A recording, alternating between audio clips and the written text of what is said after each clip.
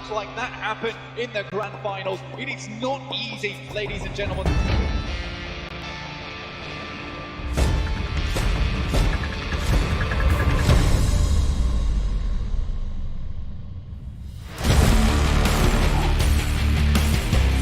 That's a good one.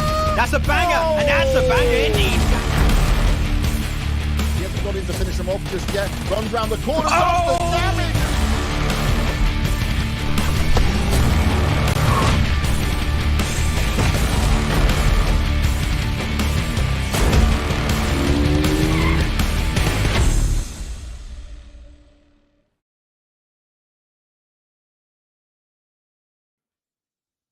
Hello and welcome to the PUBG Mobile Pro League Africa Spring Split 2022. Today, it is time to move into our final Super Weekend. And of course, my name's DK. With me, I have another guest, which is going to be Tegel. Girl, how are you doing today? I'm good. I am so excited to be involved in this. I'm so excited to see these African teams pop off. And obviously, it's one of my first forays into PUBG Mobile. So I'm going to be the biggest fan here on top of commentating. Well, that's definitely going to be quite an exciting day. You're actually here on a very interesting day as well, because as I said before, it is going to be for that last Super Weekend for the teams to have an opportunity to try and lock in those points. And we saw quite a bit of fighting coming through on the league play for teams trying to lock in those points, trying to make it up in towards the top 16. And well, as we were talking during the week, we were looking at this team sitting on the bottom end of the leaderboard coming into Super Weekend, looking to have yet another opportunity to potentially come in. And we, in fact, actually have two teams having their first debut right here in this final Super Weekend. So a lot of excitement in store for us here today. But of course, we want to give a big shout out as well going out to Monster Energy, our official energy drink partner for the PUBG Mobile Pro Leagues. Now, Sam, we've been talking off camera a little bit about the action that we've been seeing unfolding. Do you have anything in particular that you're going to be looking for here today? It's very weird for me because obviously I'm a huge PUBG fan and I'm coming from PC. But normally you don't look at the bottom of the leaderboard, do you? But for this Super Weekend, our focus is going to be on the bottom of the leaderboard the entire time. Normally you're looking to see who finishes on top. Not the case, because I'm going to be keeping a close eye. There are two teams not competing for this Super Weekend who are also going to be keeping a close eye, because ultimately their positions are up for grabs. Yeah, there's going to be a little bit of heat coming in there. And of course, the two teams that you're referring to on that is going to be Masters Esports and YONKOUS. So they'll have to hope that the efforts that they brought in on the previous two Super Weekends would be enough to secure their slots heading over on towards the finals. As we know, only 16 teams on the overall points will be able to make their way on through. And speaking of which, let's have a quick look at the format that we've been going through over the past few weeks. As we know, we've already now completed our final week of league play, in which we had the 20 teams duking it out, moving up into the Super Weekend, where we see the top 16 teams from league play managing to make their way in. They are going to be playing it out across 5 matches per day, and today being the first of the 3 days for the Super Weekend. And why we've got to be looking at that leaderboard is, as we can see, only the top 16 teams from the combined points coming through on Super Weekend will be making it through into those finals. So there's going to be a lot at stake. And as you said, right, a lot of pressure for these teams looking to try and close up those positions. This is the big one, right? You've got 3 days of play, 5 games a day, and this is what's important, because at the end of the day, if you don't get the points on the board, you're not making it through to finals, which is where all these teams want to be. The first PMPL Africa, you want to be in the finals, and it's all going to come down to this. Placement points, obviously very important. You want to claim as many of those chicken dinners as you can, but the eliminations as well, that's going to be very important. And eliminations can make or break you on a points difference. So you want to make sure that you finish, ideally, I would say, in sort of the top 4 if you can. And then you make sure that you take out all the competition so you can add some elimination points to the points tally. Yeah, bringing a lot of havoc and chaos along with that. So the teams will now, as we said before, going to have to utilize the heck out of those point systems. And we've seen the highest point being brought in on a Super Weekend being 198 points. So there is some definite potential for teams to reach that. Once again, will it be easy to achieve? It's not going to be that easy, right? We know everyone here is looking to ensure their slot moving into that top 16. So I'm expecting quite a bit of chaos and potentially maybe a little bit of confusion, hopefully not, but happening and unfolding on that battlefield.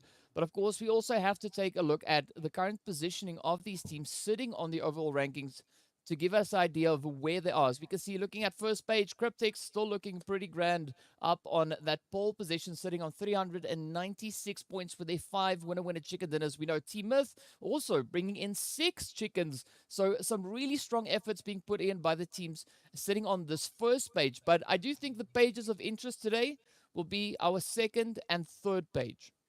I do think that if you take a look at the top 8, I would argue that these teams have pretty much guaranteed their spots in the finals already. I think if you're over 220 points, you're probably safe. But it's these teams that we're looking at right now that need to be concerned. Of course, Masters Esports, they're going to be a little bit stressed. YONKOUS as well, because they're not playing in the Super Weekend, which means their 2 spots potentially up for grabs. And 3 teams who are desperately going to be trying to grab them: Virtual Gaming, INTRUDER Africa, and Triple Esports. You mentioned those big plays that we've seen on Super Weekends. All 3 of those teams are going to be desperately trying to get that. I think Virtual Gaming has a potential to do that if they can push themselves into some of the higher placements down the line.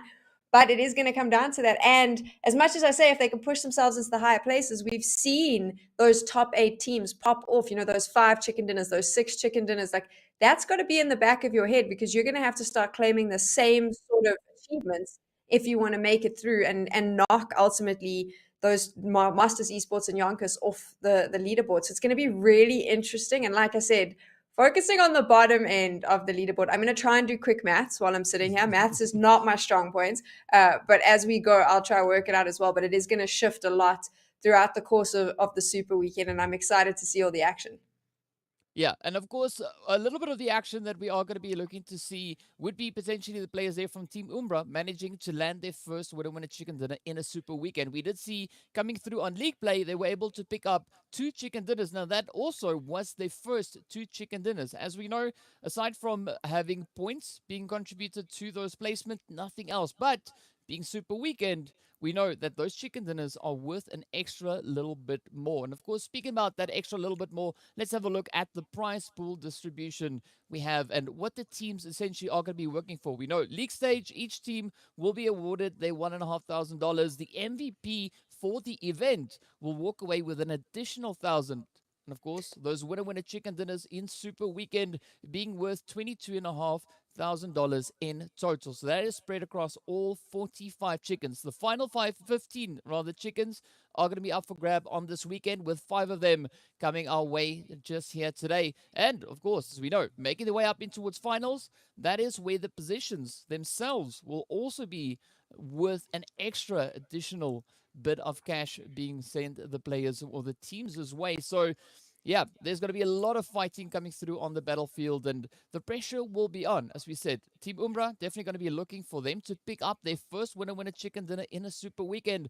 But also, as we look onto the points, right? Mad Knight, SWAT 69, they're coming into the Super Weekend on a clean slate. So they're going to have to really grind their butts off to try and ensure that they bring in sufficient points to get themselves up into top 16.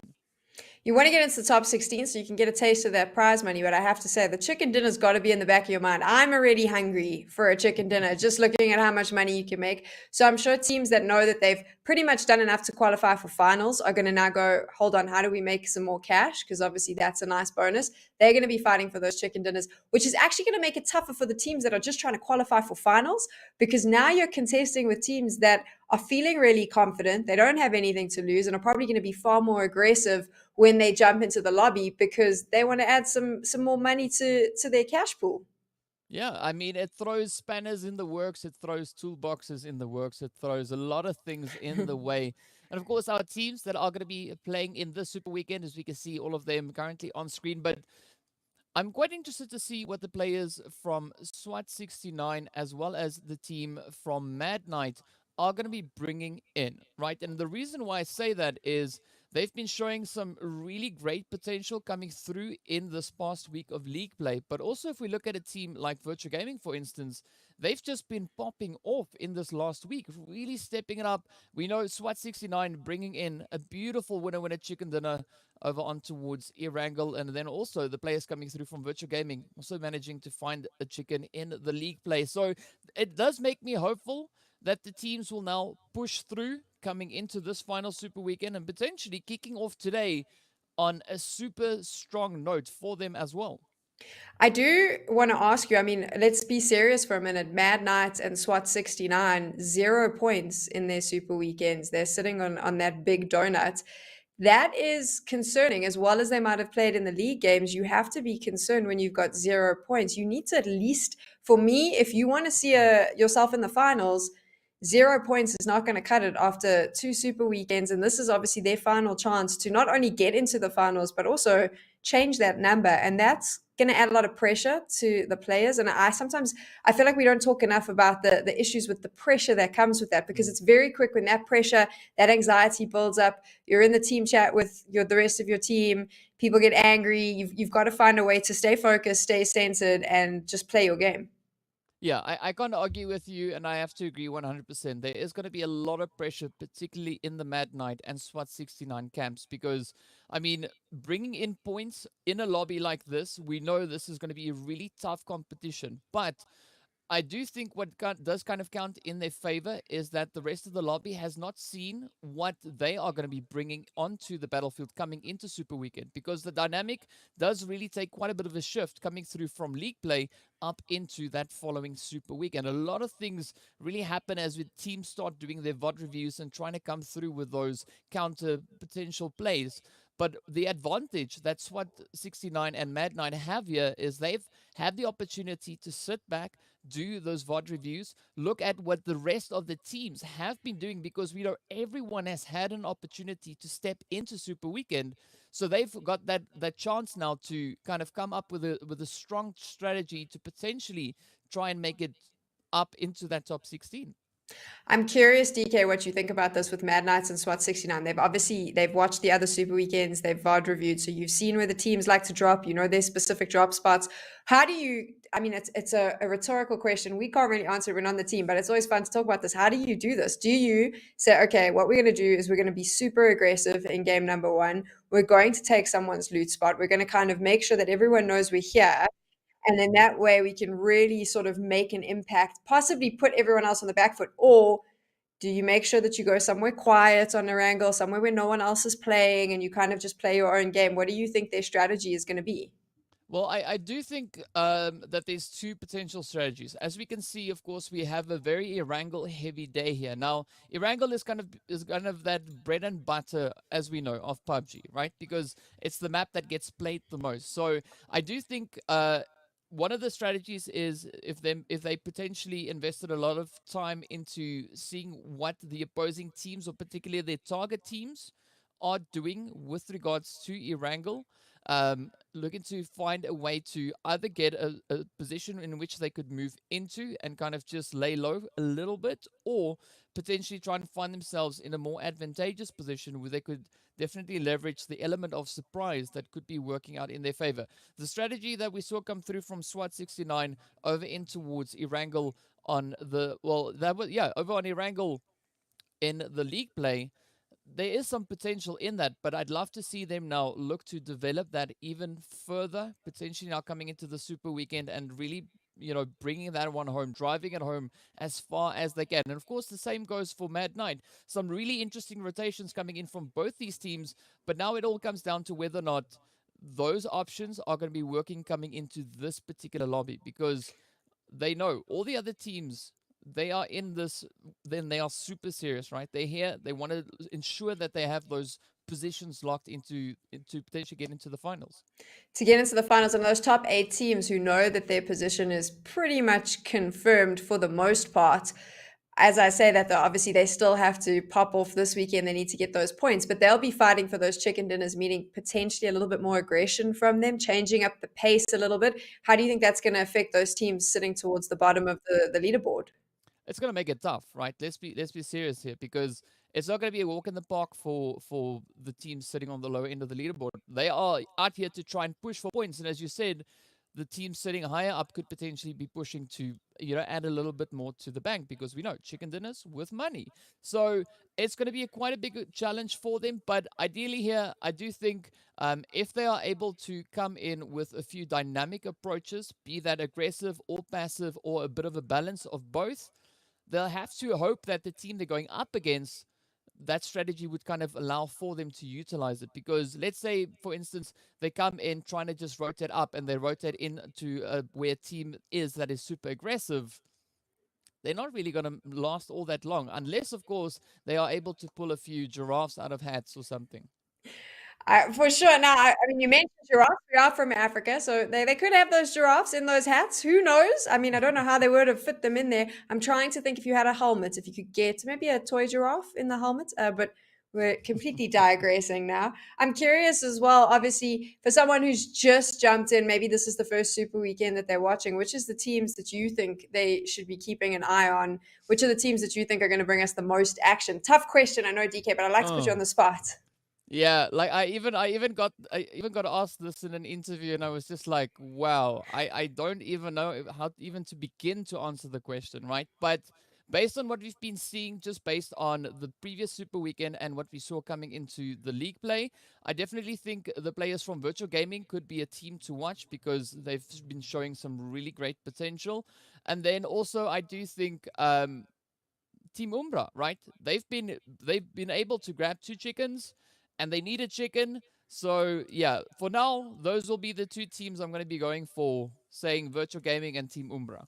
I really was impressed with Virtual Gaming. I know that they're fighting for a spot in the finals, but I think that they're looking really good. Maybe they just needed a couple of weeks to get a feel for each other, to potentially warm up. But I think what's most exciting when you take a look, and we are in the final Super Week, so it's a weekend, so it's important to chat about this, is just the level of PUBG Mobile that we're getting in Africa. I mean, I think it's exciting that this is the first one for us, but the level is so high, and I'm just so hyped that the continent's being recognized. And I think that this is only just going to grow the players, grow the teams, and hopefully also create a space where new teams want to pop in and say, hey, we also want to be noticed. So it's really exciting to be here, to see who's going to be in the finals, and just to see the level of gameplay just improve week after week. Yeah, I gotta agree with you. This is an absolutely fantastic starting point coming through, because you've seen a lot of other regions, they've had several opportunities to participate in PMPLs and PMGCs and all these big events, and this being the first one focused on the Africa continent. Looking at the caliber of the teams performing now, I think it's a really good start, right?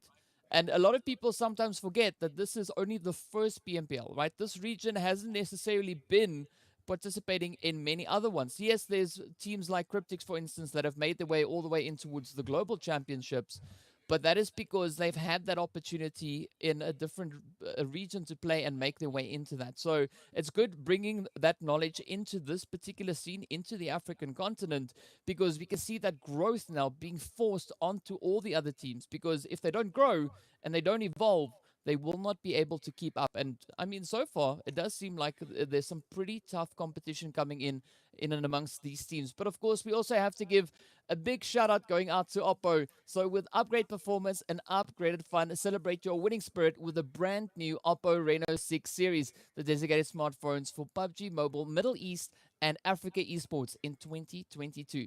Now, Sam, we're getting ready to hop over into our first match of the day, heading straight up in towards Erangel. But aside from the teams having their first opportunity coming into the battlefield here, we know we've got a few other added extra little bonus things coming in, and we'll be discussing those as they pop up on screen. But definitely the viewers will have to keep their eyes absolutely nailed to the screen to not miss out on anything. And of course, well, we are starting our flight path off all the way from that Malta Power, heading towards Primorsk. And I do think this is going to be a comfortable zone, particularly for the teams that like to frequent those more southern positions. Unfortunately, we know Masters Esports not here, so curious to see who's going to be venturing down in towards that Sosnovka military base. But of course, Intruder just heading up into their home ground. I want a military zone just because I like a little bit of chaos early on. But maybe we'll have to wait and see what happens. But it'll be interesting now. I'm keen to see what the pace of this first game is. I think it's going to be pretty passive as everyone feels themselves out, just gets a feel for what all the teams want to do. So I'm curious to see where we go. Yeah, and I mean, it is a little bit nerve-wracking having two new teams in, if we can put it that way. Of course, they've been playing against each other coming through in League Week, but Super Weekend is a whole different beast. And of course, starting us off will be that lovely Western Zone. So nothing out of the ordinary, nothing too crazy. We've seen a few of these Western zones come through, and the team's really coping quite well with regards to those rotations. I do think the only compromise here was, of course, that slightly more southern flight path making its way on through. But the teams, they do seem to be respecting the drop locations, at least for the time being. But I'm expecting maybe a few fights breaking out, looking at how close some of these teams are to each other. I'm a bit disappointed with Erangel not giving me a military circle, but you know, we have 3 other opportunities, so I will just wait for that. Ooh, yeah. Well, speaking about waiting for that, of course, as I've mentioned, we do have a few extra things coming through. So starting from today all the way through to the 13th of April, the PUBG Mobile Club Open, so the PMCO spring season is now open. So you can follow the links in the live chat, the pinned message, and you can join the PMCO with your squad. So looking forward to seeing who we could have making their way up in towards the battlefield. But in the meantime, the team's going to be looking to make their way on through. We've got the players here from Mad Knight getting off to a little bit of a tough start. They've, of course, landed up amongst the players here from the side of Team Unique. Now, as we know, Team Unique, relatively well situated on that leaderboard, but this is going to be a very important engagement coming through for the players here from Mad Knight. And while the players are competing for all the cash money and a chance to get into the grand finals, we're going to give you a little something as well. So head on over to the PUBG Mobile Esports Africa YouTube and Facebook pages. We're going to have a question in the live chat, and if you answer correctly, you can win some of the goodies that you saw on your screen earlier on. I'm interested now with Unique and Mad Knights. I don't think that they both realized they were as close as what they were, but I think that Unique has figured it out. Wondering if they're going to choose to, no, they're not. I was going to say maybe they would disengage from this. I think it's early on, but it seems that both Mad Knights and Unique, they know that the other team is there. So now it's a question of whether or not they take this engagement. What would you do? Do you think that one of them should possibly choose to leave this, or is it time to fight it out, DK? I mean, looking at Unique's position, they are very, very split up. So ideally, I'd love to see them condense that a little bit more, because Exist has no backup really to speak of. We did see Winky rotating up a little bit further on towards that southern side, but now Exist is completely exposed, trying to hide from the beast, and up comes Agent 47, laying down those devastating blows, and off they go. First one down for the count. Winky gonna try and make a bit of a bounce back from here, but up comes Zero Tolerance as well now. So Lord looking to add into the chaos we see erupting. And I mean, strangely enough, a lot of these teams coming in with very, very split drop locations on the first game here today. So I am a little bit concerned with that. But it does seem like Team Unique not looking to get overly aggressive.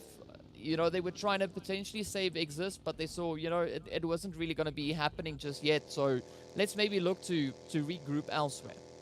I do find that a 2v2 split can work quite well for a team. So when you take a look at the first 3 teams we looked at, specifically, obviously, the teams that were in that battle, they all were Unique, had the 3-1 split, which I actually think could have worked really well as a pincer with Mad Knights, but didn't quite work out that way for them. But I'm curious as to whether the teams realized that the other teams were in their space. Because when you do a split like that, it works really well if you've got eyes on where everyone else is. In the early game, it allows you to get more loot. It allows you to scout areas better. But I don't think that they realized the other teams were as close as they were. And in those cases, especially like we saw with the case of Unique, doesn't work that well when you split up like that and you don't know that there's a team slap bang in the middle of your splits. And unfortunately, that early engagement for Mad Knight and Unique, now they're both a player down. It's early on. You don't want to be 3 men in a 4-man lobby. Yeah, it makes things particularly challenging. Looking at the competition they are going up against, you ideally want to bring in everyone that you can spare. And speaking about spare, I mean, Intruder, they've got a lot of spare time now to make use of, right? We see them all the way over into the Nova crates. No one for quite some distance around them, so they can actually just use the peace and quiet to get themselves well established before looking to push back up in towards the zone. But yeah, ideally early game, I understand why the teams go for the splits, but you gotta take it with a pinch of salt as well, right? You can't have one player sitting in Sanhok, the other one sitting in Miramar, and then the other player sitting on Erangel. That's a little bit too much of a split, right? You gotta be within reach of each other. Should something arise. But also there's a lot of information that can be gathered from those drops. But you want to, you know, if you're too far apart, you can't really relay the information quick enough for it to be effective at that point. 100%. You want to make sure that if you're going to do the split, it's a strategic split, and you've got to be near one another at any time, so that should an engagement take place, you can jump in and you can help each other out. You can rotate quickly in and out. I think being too far apart, as we see with some of the teams, is concerning for me. I'm not quite sure what the game plan is, but you know, I also don't play professional PUBG, so what do I know? Yeah, all we can do is speculate, right? All we can do is speculate and say what we think would have worked. And I've had a few times where I've actually gone into a lobby with a few people from the community, and they're like, well, you know, you talk all this, let's see whether you can apply any of that, right? I'm sad to say that I'm usually the first one to get sent back to the lobby, so Nothing wrong with that. We're talking about the splits, and what I think is interesting, so you can't see this obviously on the feed you're watching right now, but when you take a look at the map, ZTS has this very weird thing where they've actually got one of their members right up near shooting range, and the other three have moved into ruins. And that's the thing that we're talking about with the splits. That to me is really concerning, because Skydu's going to have to come across water to get to them. While they're lucky that they're relatively in the zone moving towards Gaka, I would be concerned about a split like that. But as I say, they're jumping in vehicles. But you can see that that's the case where I worry about whether it's just a one man left behind and you've kind of forgotten about it and headed off. So splits can be really good, like we mentioned, strategically very smart. And I'm sure we'll see that during the course of Super Weekend.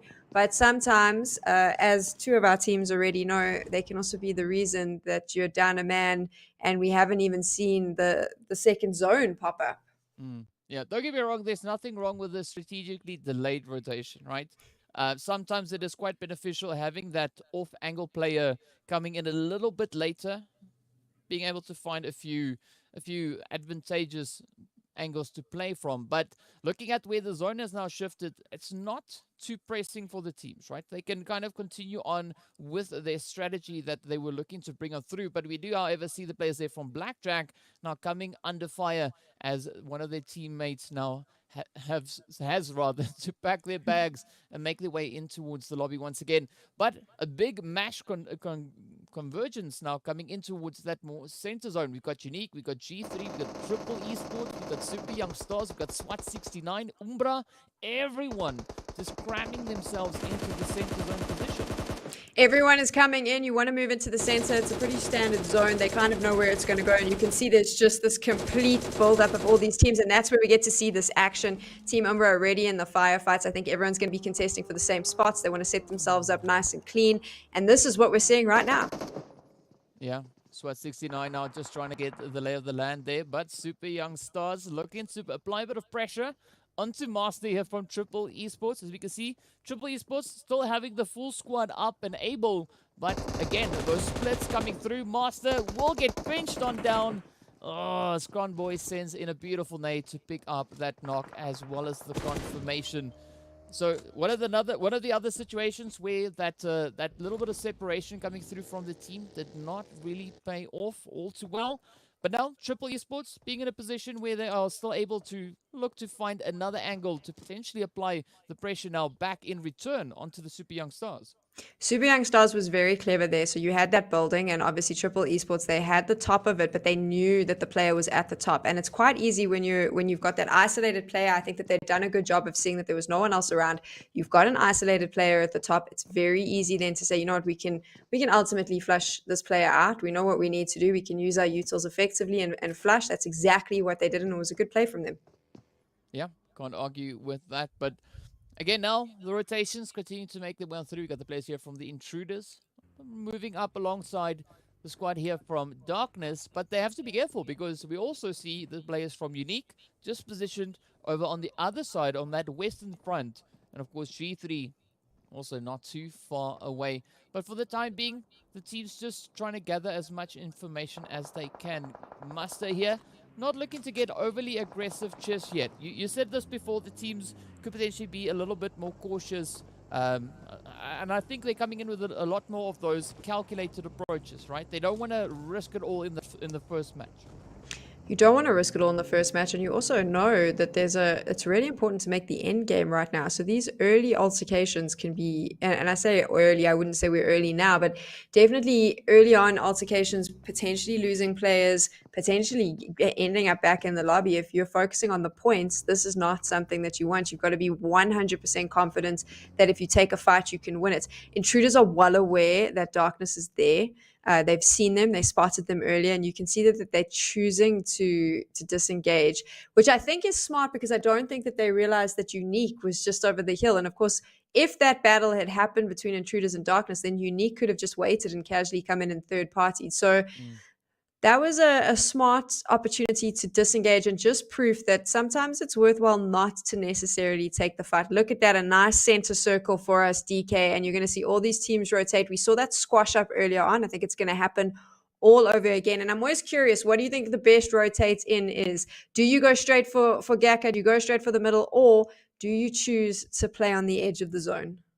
I do think, looking at the way the kind of the majority of the teams are pushing into more center zone, I do think edge could potentially be a little bit more of a worthwhile approach for these teams. But speaking of that, Cryptics are playing exactly that, right? We see them perch on the edge of zone, just focusing their efforts in on towards the players here from Zero Tolerance. Skydo is down, Hates is down, the quick rares coming through. Not quite sure whether or not Skydo is going to be able to make it out of that one. Fortunately, Vortex is there to provide a little bit of that assistance.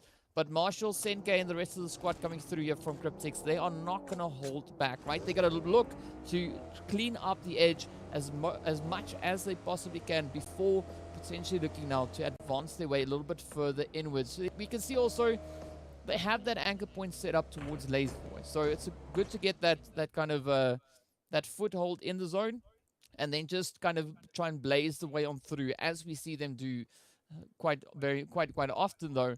But center zone, this is where the pressure is going to be super high. Intruder being one of those teams looking to make their way up in towards top 16, right? So they are playing quite cautiously, trying to be very decisive as to which engagements they are going to be taking.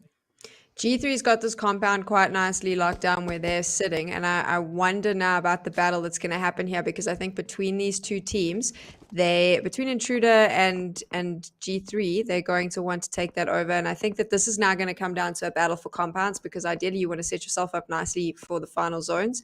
And it's curious, because I'm not sure all of them have realized who else is in the mix, but very soon I think what we're going to have is a PUBG Mobile, I don't even want to call it a sandwich. It's going to be a fruit salad, because all of these teams are going to be jumping on one another very soon.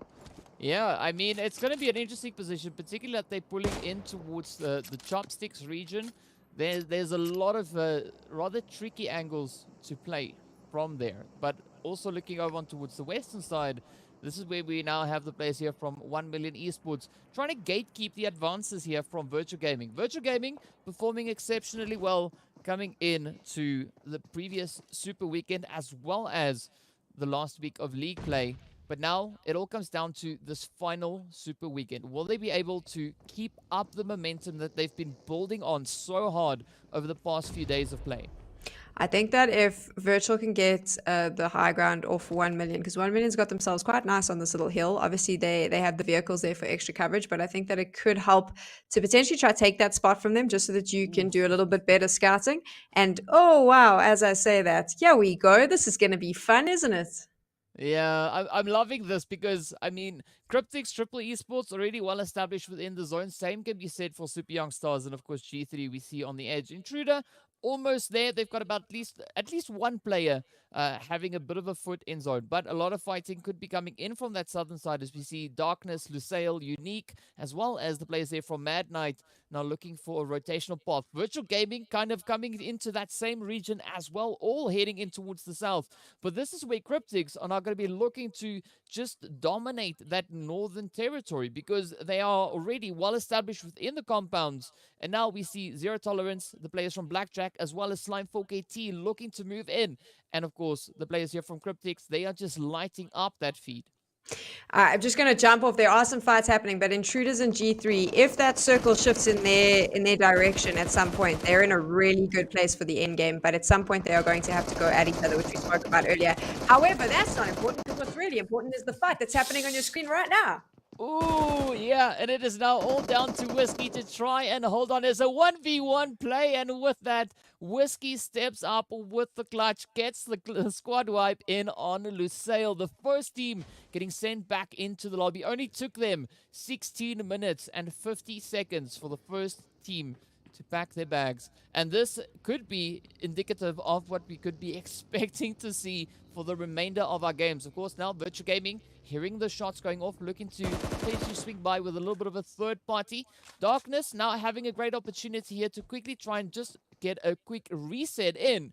But Alphalugi not going to be allowing too much of that, as a beautiful nade now comes in. The vehicle explosion gets that knock in towards Whiskey. Up comes Alphalugi with another one, looking to get a full squad wipe. Oh, but fortunately, Darkness holding up into the Wizard Tower. The pressure is going to be on as the players now from Virtual start to move on in. Alphalugi, one shot. Zeus Petrox looking to dial it home. Will they be able to pick it up? Tornado waiting on the outside. We got Momin positioned on that top story, but the pressure is going to come in. Only one well-placed nade is all that is required for this fight to come to a very abrupt end. For Darkness, they don't want to make their way back in just yet. Jumping up the window, the shots come through. Momin. Oh, down they go, and with that, it is quite a dark play coming in for Darkness, as they are our second team getting sent back. But now, PRZ comes in for the side here of Umbra, the last remaining hopeful, looking to pick up a few eliminations. Oh, that bounce is deadly. I mentioned this earlier about Virtual Gaming getting the high ground on this hill, right? And the benefit it is. And you saw what they were able to do, this taking Darkness out, because they had the ability from that hill to get in the necessary utils. They could obviously put pressure on with their nades, with their smokes, and jump in. But now they found themselves in a situation where they are at the bottom, and Umbra's got that high ground advantage. So it will be interesting to see how they handle this, if they're able to defend the area they're in without necessarily having the sights. Saying that, though, there's only one player. I think that they should be okay. They've just got to flush them out. Yeah, but PRZ, as we've seen from the previous days of play, PRZ, a very capable player, now going to be looking to be as much of a thorn in the side here of Virtual Gaming as they possibly can be. Of course, Petrox sends out that nade. Oh, Petrox does not survive it, and with that, Umbra have to pack their bags and make their way shimmying back in towards the lobby. But the team's now continuing to look to try and find a potential angle to play. Slime 4KT, Cryptics, and the players here from the side of 1 million we see just off in the distance. It's going to be pretty tough, particularly on the northern side. Cryptics, we know, super aggressive team. Slime also showing some great potential in the past few days, but will they be able to make enough of a stand to stop the players here from Cryptics? You can see the entire squad from Cryptics now looking to roll on through Plaza. Just hoping and praying that they can find those angles to work out in their favor. But the rush is going to come through. The smoke is going to start to dissipate momentarily. Oh, but there we go. Pronto spots the first one. Not finding any of those hits just yet. The rush will continue to build. Oh, Cryptics. Such a strong push coming through. And I'm not quite sure whether or not Pronto will be able to survive this. No, down they go. Slime also now making their way on back. Cryptics bringing in even more eliminations. That, of course, being their first few eliminations as they find them onto the players there from Slime. 4 under their belt. But G3 also now starting to pop off. We can see them already sitting on 8 as they now turn to eFlex, the last hope from 1 million. Also getting sent into the lobby. Down we go to the final 6 teams. It is going to be the players there from PMPL Esports, Zero Tolerance, Virtual Gaming, SWAT 69, Cryptics, and of course G3. But who will be the one to walk away? At this point, it's so tough to say, because all the teams that have made it up into this final few phases, they've been showing great potential, right? They've been showing that they are eager to take those winner chicken dinners home. As we get into these final battles, I just want to point out G3 did a really good rotation. They were stuck in that compound right next to Intruder. The zone shifted. They needed to move. I thought that there might be a firefight between them and Intruders, but they shifted very fast, found themselves on the edge. Huge battle between a stack of teams, and they used the aggression that they're known for to ultimately come out. And now they've got the points on the board. They've been able to rotate themselves into this battle, but they're still playing the edge. And I do think playing the edge here is what you need to do. It's working really well for them, and it's been an impressive play from them so far. However, at some point they are going to have to move in, and I'm going to be curious because I see 69's also starting to move in as well, how this plays out. How do you do this? Do you wait, let everyone else take each other out, come in right at the end, or do you now come in guns blazing, throw those nades, throw those mollies, and just cause some chaos? We're going to have to find out how the teams decide to play this. I think it's going to be a little bit of a balance between the two, right? You're going to see some teams looking to potentially just blaze on through, but looking at the position we see here from Cryptics, right? They are no need really to come blazing through in any direction. They can just stay kind of perched up on the roof. They are nearly within that zone, only a few meters away, so it's not going to take all that much for them to get themselves into that next phase once the blue zone starts closing on through. Of course, already Senke picking up that first head on towards Twix, and now SWAT is going to be down to only Yash to potentially look and bring it all the way back, but the confirmation comes through. We also see Virtual Gaming under quite a bit of pressure, just ahead rather there of SWAT 69. But again, now Cryptics just looking to leverage these compounds to the utmost, right? Triple Esports also positioning in compounds, but we're not seeing any of those engagements come through. Meanwhile, SWAT also, down goes Yash, and a few more eliminations being picked up there by the side of Cryptics. Cryptics has themselves in a really good position, so they're able to pick off teams as those teams try to rotate. However, Triple on the other side is going to have a benefit as well because they have sights of those teams coming in from the south. So I'd be curious to see if they're going to use that. And as I say that, it looks like Cryptics is actually going to abuse that, and they're now starting to shoot out on the G3 team. They really set themselves up well here because they had sights on everyone coming in from the zone. They've got a little bit of the protection of the compounds, and that's helping them out a little bit. So it'll be good for them, but at some point they are going to have to move out of that compound, and they've given up their spot. Everyone knows where they are now. But they've already just gone to town on the majority of these teams, right? Already opening up a lot of potential weaknesses. And now you can see Virtual Gaming and G3 having a little bit of a trade-off. Of course, Triple Esports also going to be looking to come through with the swings there, as we have Miramar just pushing into that more centralized position, pulling up alongside the players there from G3. But unfortunately, Senke is just able to bully them down all the way.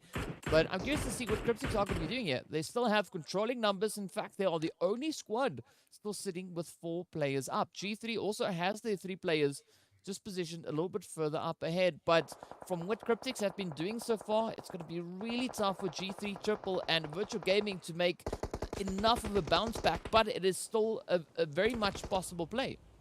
Cryptics was lucky in that they have some vehicles in front of those compounds. They've obviously now got to move because the zone is closing, but they can use some of the vehicles for coverage, which I think is really smart. They'll be able to set themselves up. But I do want to point your attention to the fact that Virtual Gaming and Triple Esports are still in this. 2 teams that are fighting to get into the top 16 for the grand finals. And they're going to find themselves in the top 4 placement points. They need to get some kills now. As I say, that Virtual Gaming is out, but 4th place, it's not bad on the point scale for them.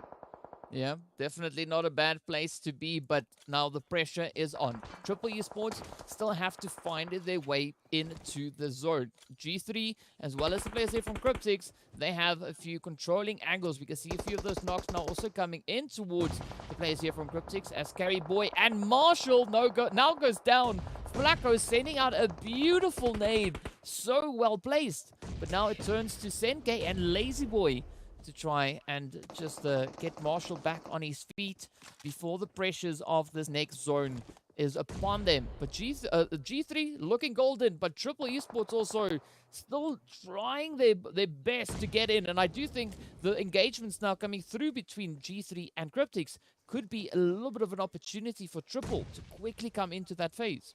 Never mind coming in. I actually think Triple has purposely gone slowly. They've heard the firefights. They know these 2 teams are fighting one another. This is a perfect third-party opportunity for them. Slow down. Just, wait. Sit on the blue.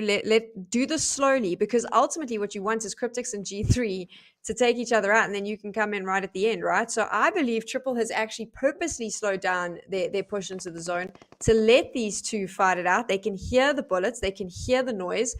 It's smart from them. Is it going to pay off, though? This could be risky as well. And as I say that, I think they're going to get spotted very soon. So I'm not sure if this is going to work for them. However, it could be the smartest move we've seen. And it is, of course, that snake down now. We can see a lot of the teams just going prone, just trying to stay as well hidden as they possibly can. It is going to be a 3v3v3 moving in as we make our way towards that 7th zone closure, but also moving up in towards the 8th phase. But I'm liking the approaches coming through here. I mean, G3 trying to spread themselves out, but they got to be careful, as you said, right? Triple right there alongside them. But we also know Triple Esports being one of those teams that are chasing points. They're currently coming into today sitting on a grand total of 78 points. Now, already being in this position is doing some fantastic things for them, because not only are they bringing in those placement points, but they also have the elimination points coming in alongside those. But it does seem like to be a little bit of a standoff for the time being. But I don't think it's going to take too long before these teams actually start just lighting up what is left of this map. Sneaky little snakes all waiting in the grass. You don't want to be the first one to take on an engagement. You want to wait, let the two other teams in the circle do it, and then come in right at the end. Also, do you know how fit you have to be to crawl around on the ground like this? I don't know if anyone realizes these players are machines. As I say that, Cryptics has decided that they will be the first one to take the engagement. Spots Triple, takes the shot. Here we go. Thor69 looks like he's going to go down. Cryptics has decided they want those elimination points. Yeah, the laser focus now coming through, but the beauty about this is you focus your efforts on one team and it opens up an opportunity for another team to come in swinging. Now, it is down to AWM and Miramar to try and maybe send a few well-placed nades across. It does reach, picking up Senke. There we go. That is absolutely beautiful from Miramar. But now, looking to pick up the last few as the shots come through the grass. Miramar gets straight off AWAM. Also now, wait, Miramar is not down just yet. He made down to like 1 HP, just narrowly escaping their entrance back into the lobby. But up comes G3 now, looking to capitalize on the distraction being caused here by Triple. But will this be the downfall of Cryptics? Now it is down to Marshall, the last remaining hopeful for Cryptics, to just make it in. G3 down to 2. Cryptics now confirmed onto 1. I don't think Miramar is going to get that res in on the teammate. No, AWM goes down, and it's going to be a 1v1v2 in favor of G3. Already 15 eliminations coming in there for the side of G3. They are just setting this lobby alight, but down goes Marshall. Woo! Triple makes it up into the top 2. Will they be walking away with that chicken, or will it go into the hands of G3? Well, G3, Sam, they definitely have the numbers advantage here. As you say that, there we go. G3 gets the chicken dinner. It was going to happen because, unfortunately, Triple had given away their spots when they had the firefight with Cryptic, and that meant that G3 knew exactly where they needed to go to take the players out, and they claimed the first chicken dinner, and I think it's fitting considering they're the South African team. Both you and I are from South Africa, so makes sense. That's how we have to head off the Super Weekend, right? Yeah, some really great things being dealt there. And, of course, you know, nothing wrong with those winner-winner chicken dinners coming in. But, of course, G3 not only stopping at the chicken, they look to take out as much of the lobby as they possibly can. So it does seem like their strategy coming into this weekend is going to be to try and absolutely demolish everyone they can find, anything they see moving. So a really strong effort being put in there by the side of G3. And we know sometimes Erangel is a map that they perform quite well on, but also other times not so much. So it's really great to see such a beautiful performance coming through there from them. But I also got to commend the players coming through there from Triple Esports, managing to last so long into that phase, taking that second position. That is what we want to see more of. So the teams on that lower end of the leaderboard really putting in as much effort as they possibly can manage to try and advance those points. They need to do that for the points. I do want to point out Cryptics and G3 did really good rotates throughout that game. What you saw is both of them played the edge of the zone very well. G3 set themselves up quite nicely in the compound. They had intruders just across from them. When it came time to move from the compound, I was curious because I knew intruders knew where G3 was. They moved very fast. It turned out they'd had vehicles waiting, so they knew that they could get in and move very quickly, moved in, picked up a fight or two, but were confident enough to take those fights and then move themselves back into the zone. What they did there in the end game, which was very clever, was between the Cryptics and Triple fight, G3 kind of played it a little bit passively, so snaking along in the grass, but didn't give up where they were at any given point. Occasionally, they would take a pop or two, but then move themselves out. They allowed Triple and Cryptics to battle it out, and ultimately, Triple was then giving away their position so G3 could end it. And I think that was really smart, and it just shows you the difference between being very aggressive, thinking only about elimination points, and then also thinking more about the long game and say, you know what, if we just chill, and that's something that's very difficult, and I think professional players get it, is understanding when to fight and when to just wait, which is exactly what they did. Yeah, some beautiful plays coming through. And of course, speaking about those strategies, let's have a look at the highlights.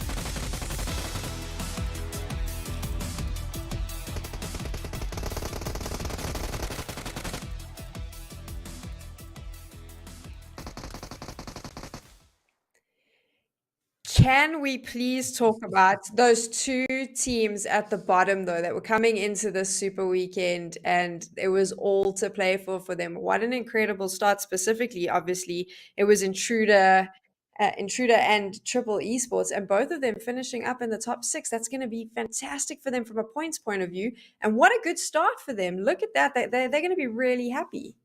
Yeah, I mean it is a good start to the day, and all they got to do now is just look to build on the momentum, right? That is going to be absolutely key, absolutely essential for them. But of course, G3, right, sitting up in pole position, 17 eliminations coming in alongside that.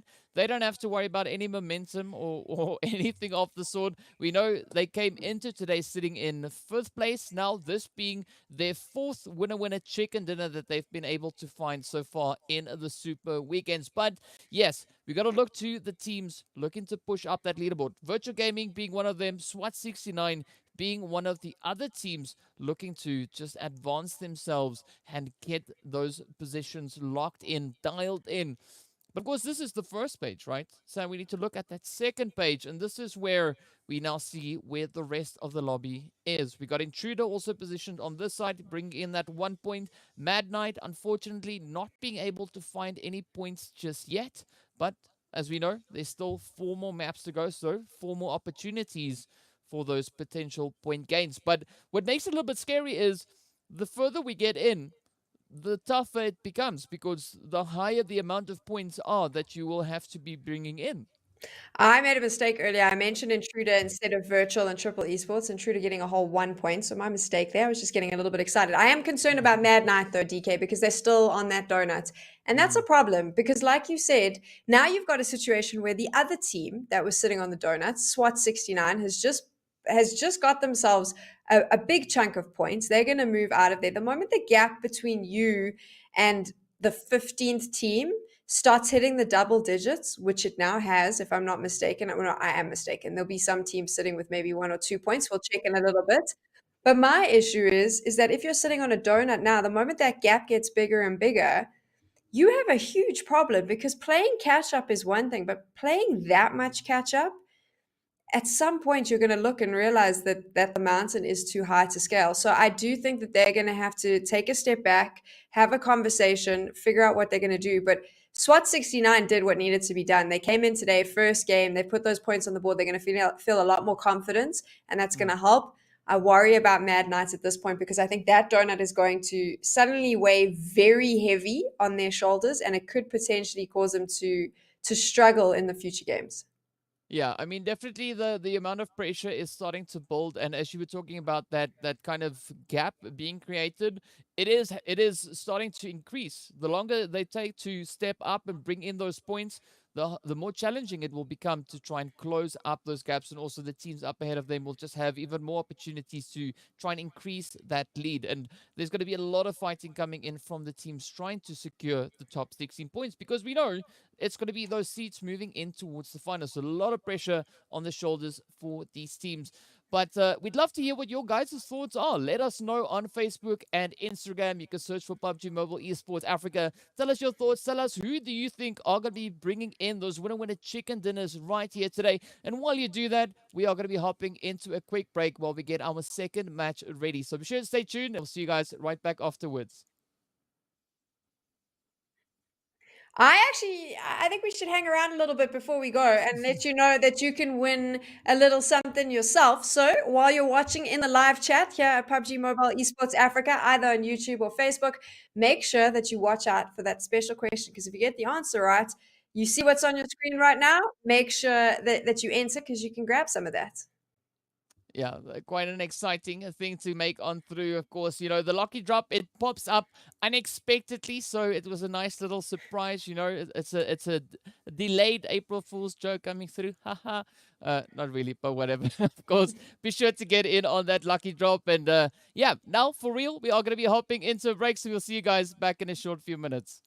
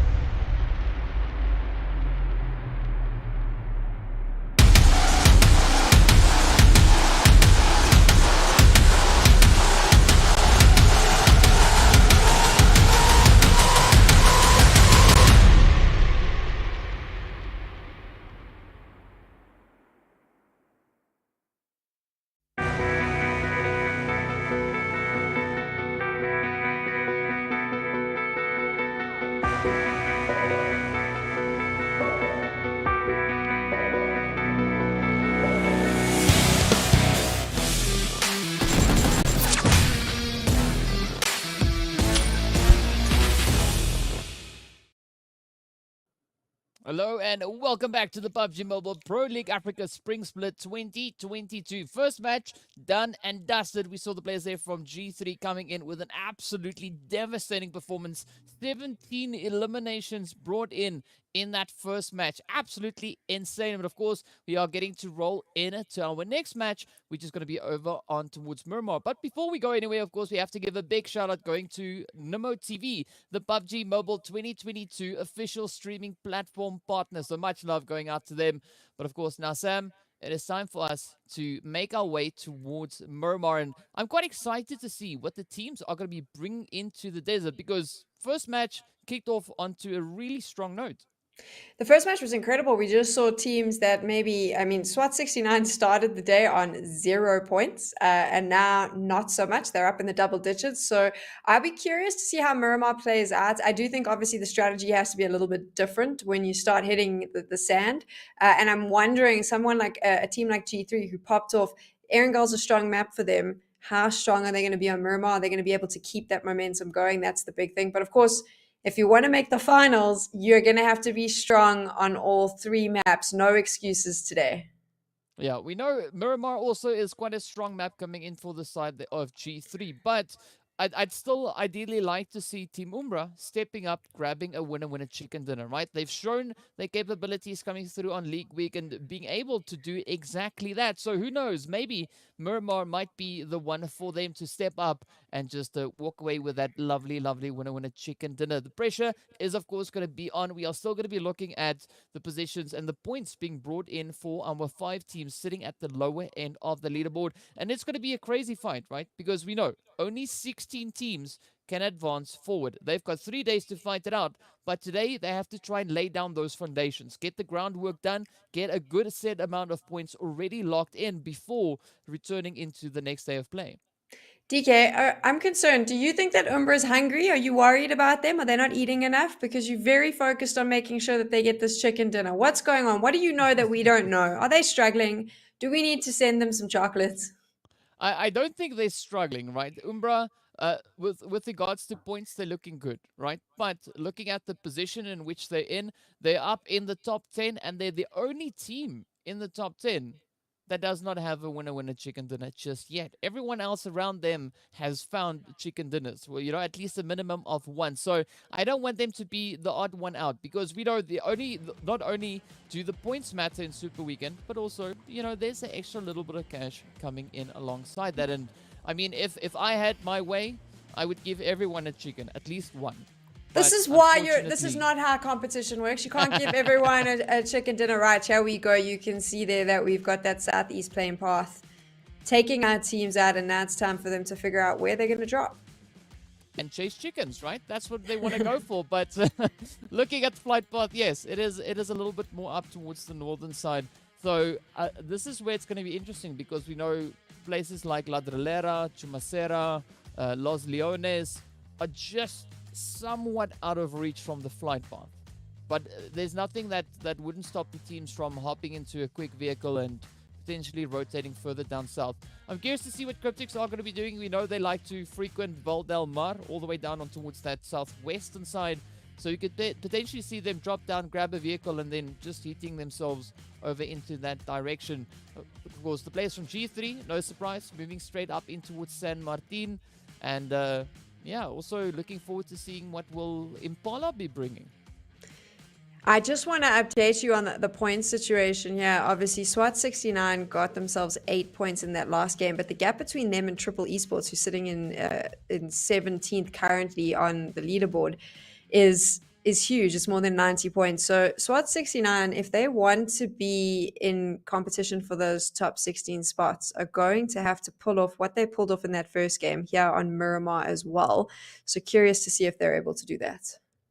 Yeah, it's going to be quite a demanding play for them. And the same, of course, can be said still for the players there from Mad Knight. At least if we look at the points, Sam, they we don't have to do too much math, right? Because it's obvious what the point difference is then. But still, ideally, we'd like to see a lot more points being brought in on those positions. And of course, looking at where the zone is, it has now instead of complementing the flight path, it has decided to move all the way down towards those open territories in towards that southern side. But I think this is going to be a super interesting match because not only do we have a little bit of contention coming in towards Picado, but a lot of rotations can now make their way in towards those more southern positions. City ending, DK. Do you think that's coming to us? It could, maybe. I mean, it would be quite interesting. But you also know what would be quite interesting is, teams registering for PMCO Spring, because we know registrations close on the 13th of April, so not a lot of time left before that is kind of closed up, and teams won't have the opportunity to register themselves. So definitely be sure to hop into that. The link for the registration is also part of the pinned message in the live chat, so be sure to check that out and get your squad and sign up for PMCO. We'd love to see you just battling it out on the battlefield. And of course, speaking about battling it out, it is going to be the players here from Triple Esports and Mad Knight looking to go toe to toe up into Picado. I think we're going to see lots of early firefights just as all the teams try and position themselves. Lots of them are going to have to move into the zone because they obviously were north of the zone when it hit. So there's going to be a lot of movement. I'll be curious to see if any teams think like me. I am thinking we might end around the city. So maybe it's time to go and jump and get yourself some access to the compounds now. Claim your space if you like. But of course, we all know buildings are dangerous. You claim that building early. If you can't protect it, you're in trouble. So I always say you need to decide if you're going to bunker down early on, best make sure that you're committed to that bunker for the long haul. Yeah, and there's nothing is certain just yet because we know the zone does bring in a few surprises as it starts to close on through. We did see, however, the players from Virtual Gaming rotating all the way down towards Chumacera, Blackjack, and Intruder moving up in towards Los Leones. And up in Picado, it's still going to be Mad Knight and Triple Esports, two of the teams that are in dire need of points. But Mad Knight being, more so, they have to play a very calculated game for now over in towards Picado. They have to try not overextend themselves, but also at the same time not get caught out in the open. And we do see a very split out approach from them. Nothing wrong with that, but now they just got to use it quite tactically. I just think that Mad Knight, we saw this in the first game, and I'm going to say it again. There's two players, they've got a split. They've now been spotted by Triple Esports, so now the shots happen. But I feel like Agent 47 was up there peaking nonstop. He made himself available. They need to stop with these early engagements. They have to focus on getting to the end game. And for some reason, they're choosing to constantly take an early engagement. And you can see here they're split. They've got themselves around this compound, but the problem is that Triple Esports knows where they are, and they know if one of them is up there, they know that the others are going to be there. And I think that this is what Mad Knight needs to possibly reconsider is don't take the early engagement. Wait it out a little bit. You're split up. Your players are split up. Focus on not trying to take on Triple Esports. Despite the fact that you know they're in the compound, just disengage, last a little bit longer. I think that Mad Knight's going to find themselves in a really difficult position. As I say that, you can see there the nades going. There's some injuries happening. They need to disengage. Yeah, I mean, don't get me wrong. There's nothing wrong with the strategy from Mad Knight, right? The only problem is this is not the time and place for this particular strategy. If it was earlier in the tournament, by all means, right? But at this point, they cannot afford to play it this way around. They need to look to consolidate these positions. They need to either rotate away back into safety or mount a super aggressive assault onto the side of Triple Esports. But unfortunately for them, Triple Esports, they've now lined up their entire squad on that frontline offensive. And as we can see, Mad Knight now suffering a few casualties along the way. Here they go. This is the problem. Triple Esports knew Agent 47 gave up the spot. All his teammates now needed to rotate in to help him. Triple Esports has been able to consolidate all of that. They figured out where everyone is. I think Mad Knight thought that they could take on this battle. As I said, that beast. Ooh, does Master know he's there? That's a sneaky spot for him. Does he have eyes? Does he know that one of the Triple Esports players is hanging out in that building? If Master peeks out, is Beast going to be able to grab him? No, he's turned away, which maybe... Curious. I'm going to go very quiet now because I'm getting very nervous for him. It might actually be a smart play from Beast As I say that now, he's jumping around a little bit. So no, I would have stayed there. I think he had a good spot. But here we go. They're going to do this. They're going to come in for the fight. I think this is a mistake, DK. Yeah, I also do kind of think so as well. But, I mean, we see Zamo now coming in for that res. And there we go. Beast now just utilizing that off-angle position, getting the first knock up in towards Master. But still, we have Ramar. We've got the rest of the squad now looking to move in. AWM quickly and swiftly dealing with Zamo now as the assault comes in from the players here of Triple Esports and is looking quite devastating now for the side of Mad Knight as they've been reduced to 2, but also the 2 players are very, very split up. They're split up, but they're all assaulting one another, DK. Here we go. Okay, this is the problem. Mad Knights, the play was to be aggressive and attack. Beast is now down. Triple Esports is going to res everyone. Triple Esports has 2 down, but I believe that, yeah, like I said, they'll res. Mad Knights is already 2 players down. Beast is injured. Don't think that res is coming in. And this is the problem with early engagements. They forget as well, they're still on 0 points. Now, are they going to head back to the lobby? Still on 0 points. And the answer, I'm afraid, is probably going to be yes. What I would do with that last player standing, go hard. Run away, Mad Knights. Just hide. Stick yourself out so you can get into placement points. This doesn't work for you. That's twice now we've seen you take early engagements. This is not your game. Change up your strategy. Yeah, I have to agree with that. So it is quite devastating for Mad Knight, but you know, they gotta definitely find a way to bounce back and bring in a strategy that would play more favorably for them. And looking at the rotations we have coming through now, we see G3 moving up. We've got Unique and, of course, the players from Lusail position up in towards the northern side of the zone, fighting for control of the northern territory. But the zone, again, not with a drastic shift coming through. I do, however, think the next phase is going to be a little bit more on the challenging side. But speaking about challenging, we see Zero Tolerance now looking to go toe-to-toe with the Super Young Stars, also over on towards the western side. So I'm liking all these points of contention that are now starting to develop on the map. This is going to be an interesting one. I think we're going to see some fights early on here. As I said, that you can see. Here we go. Zero Tolerance and Super Young Stars already in a little battle. You'll see a lot of these from the compounds on the outskirts because it's easy to spot. And I think we'll see these fights continue. This is a curious one for me. I'm always wondering, where is the benefit early on? Do you want to play on the outside so you can move around the compounds that people have secured? Or do you want to be in the compound? What do you want to do? That's the question you have to ask yourself, right?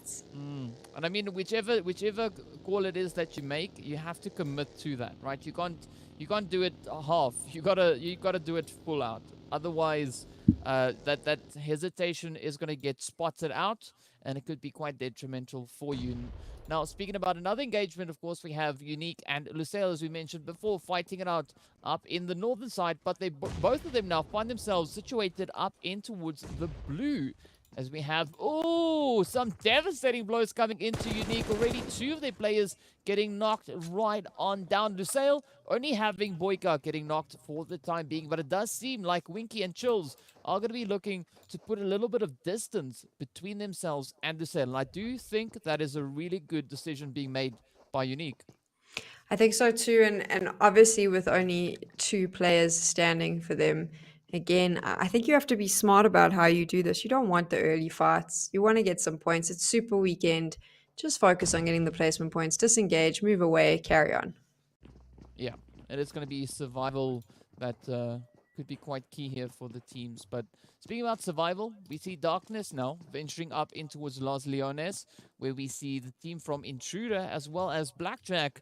And we know this is a position that they like to frequent. So I'm curious to see what exactly will be coming through between these 3 teams as the zone is, of course, starting to close on through. We'll be making our way in towards that 3rd phase momentarily. But a lot of rotations still also going to be making their way on in. And it does seem like Intruder could potentially be considering disengaging from this initial point.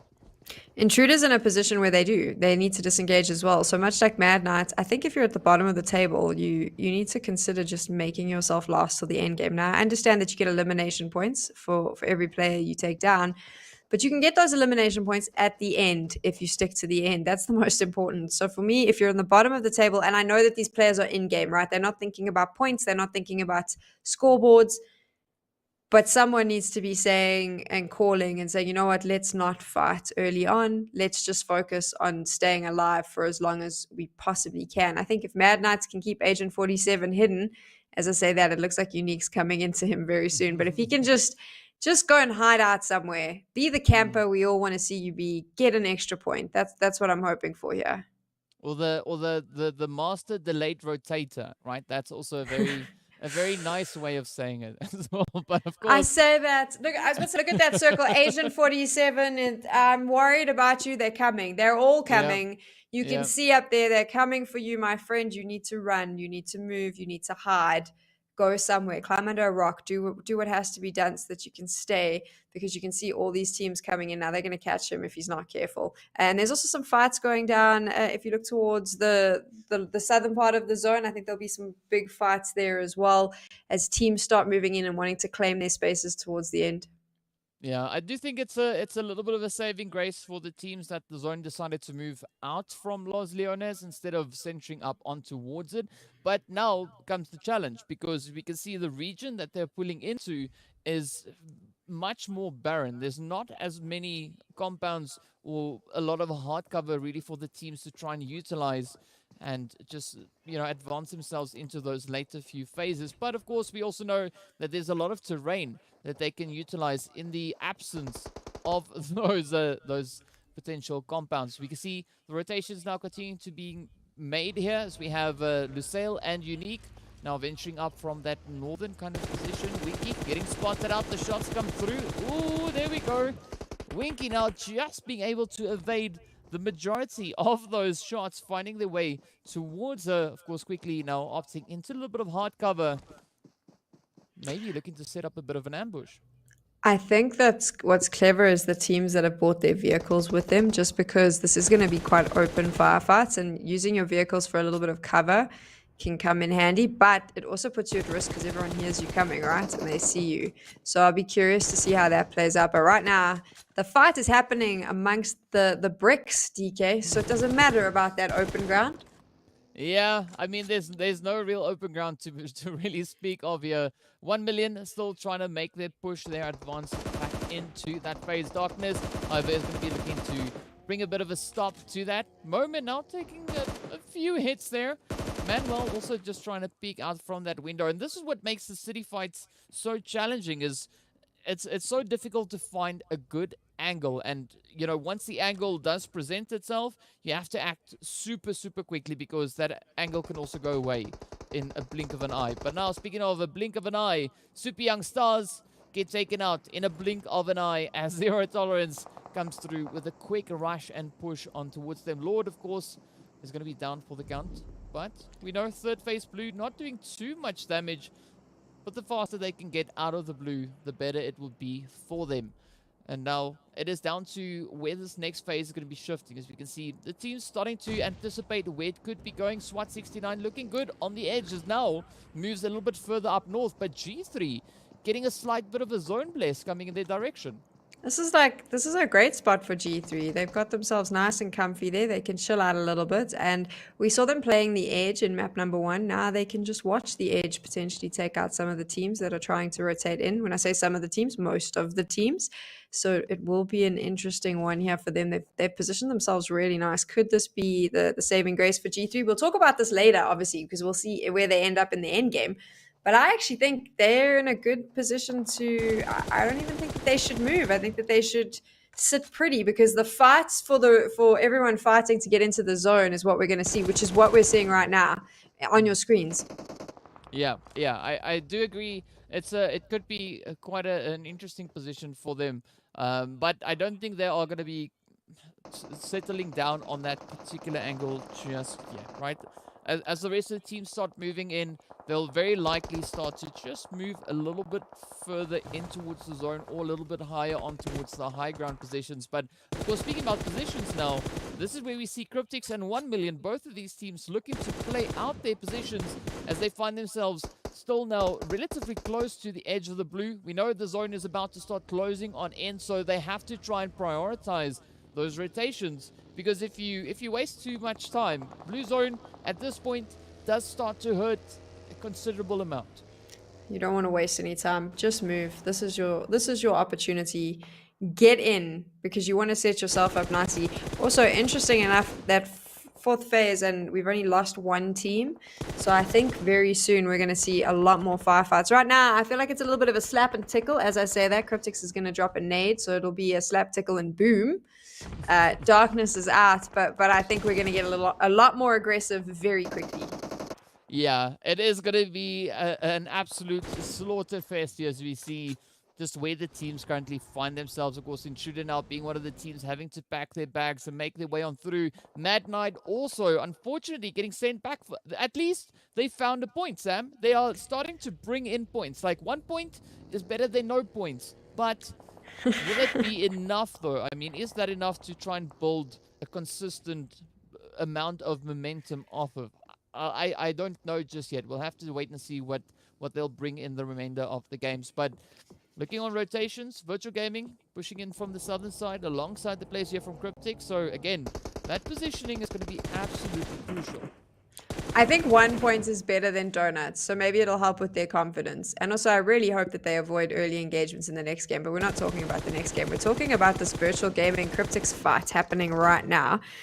Virtual Gaming obviously had a fight with Cryptics in the last game as well. They came out the losers of that. So a little bit of vengeance happening here. They want to win this one. Oh, Zeus.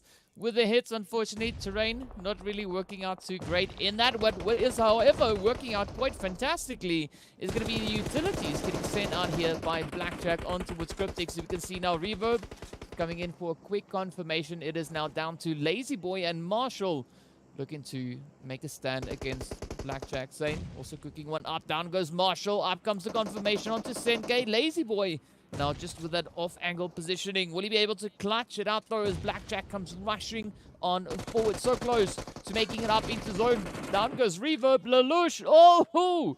Down goes Lazy Boy. Cryptics now getting yeeted back into the lobby. Down to our final 9 remaining teams. And it is still looking pretty difficult and quite challenging for a lot of these teams with regards to those positions. How good was Blackjack Esports to come in there and take out Cryptics? They kind of waited for the Virtual Gaming Cryptics battle to happen. And in the moment Virtual Gaming kind of disengaged, Blackjacks came running in. I thought that was really smart, just keeping awareness. That's good tracking, watching what's going on, getting the right calls to your team, and then just coming in and clearing out, which is what they did. Cleared out Cryptics. Goodbye. Back to the lobby for you. Thanks for all the points.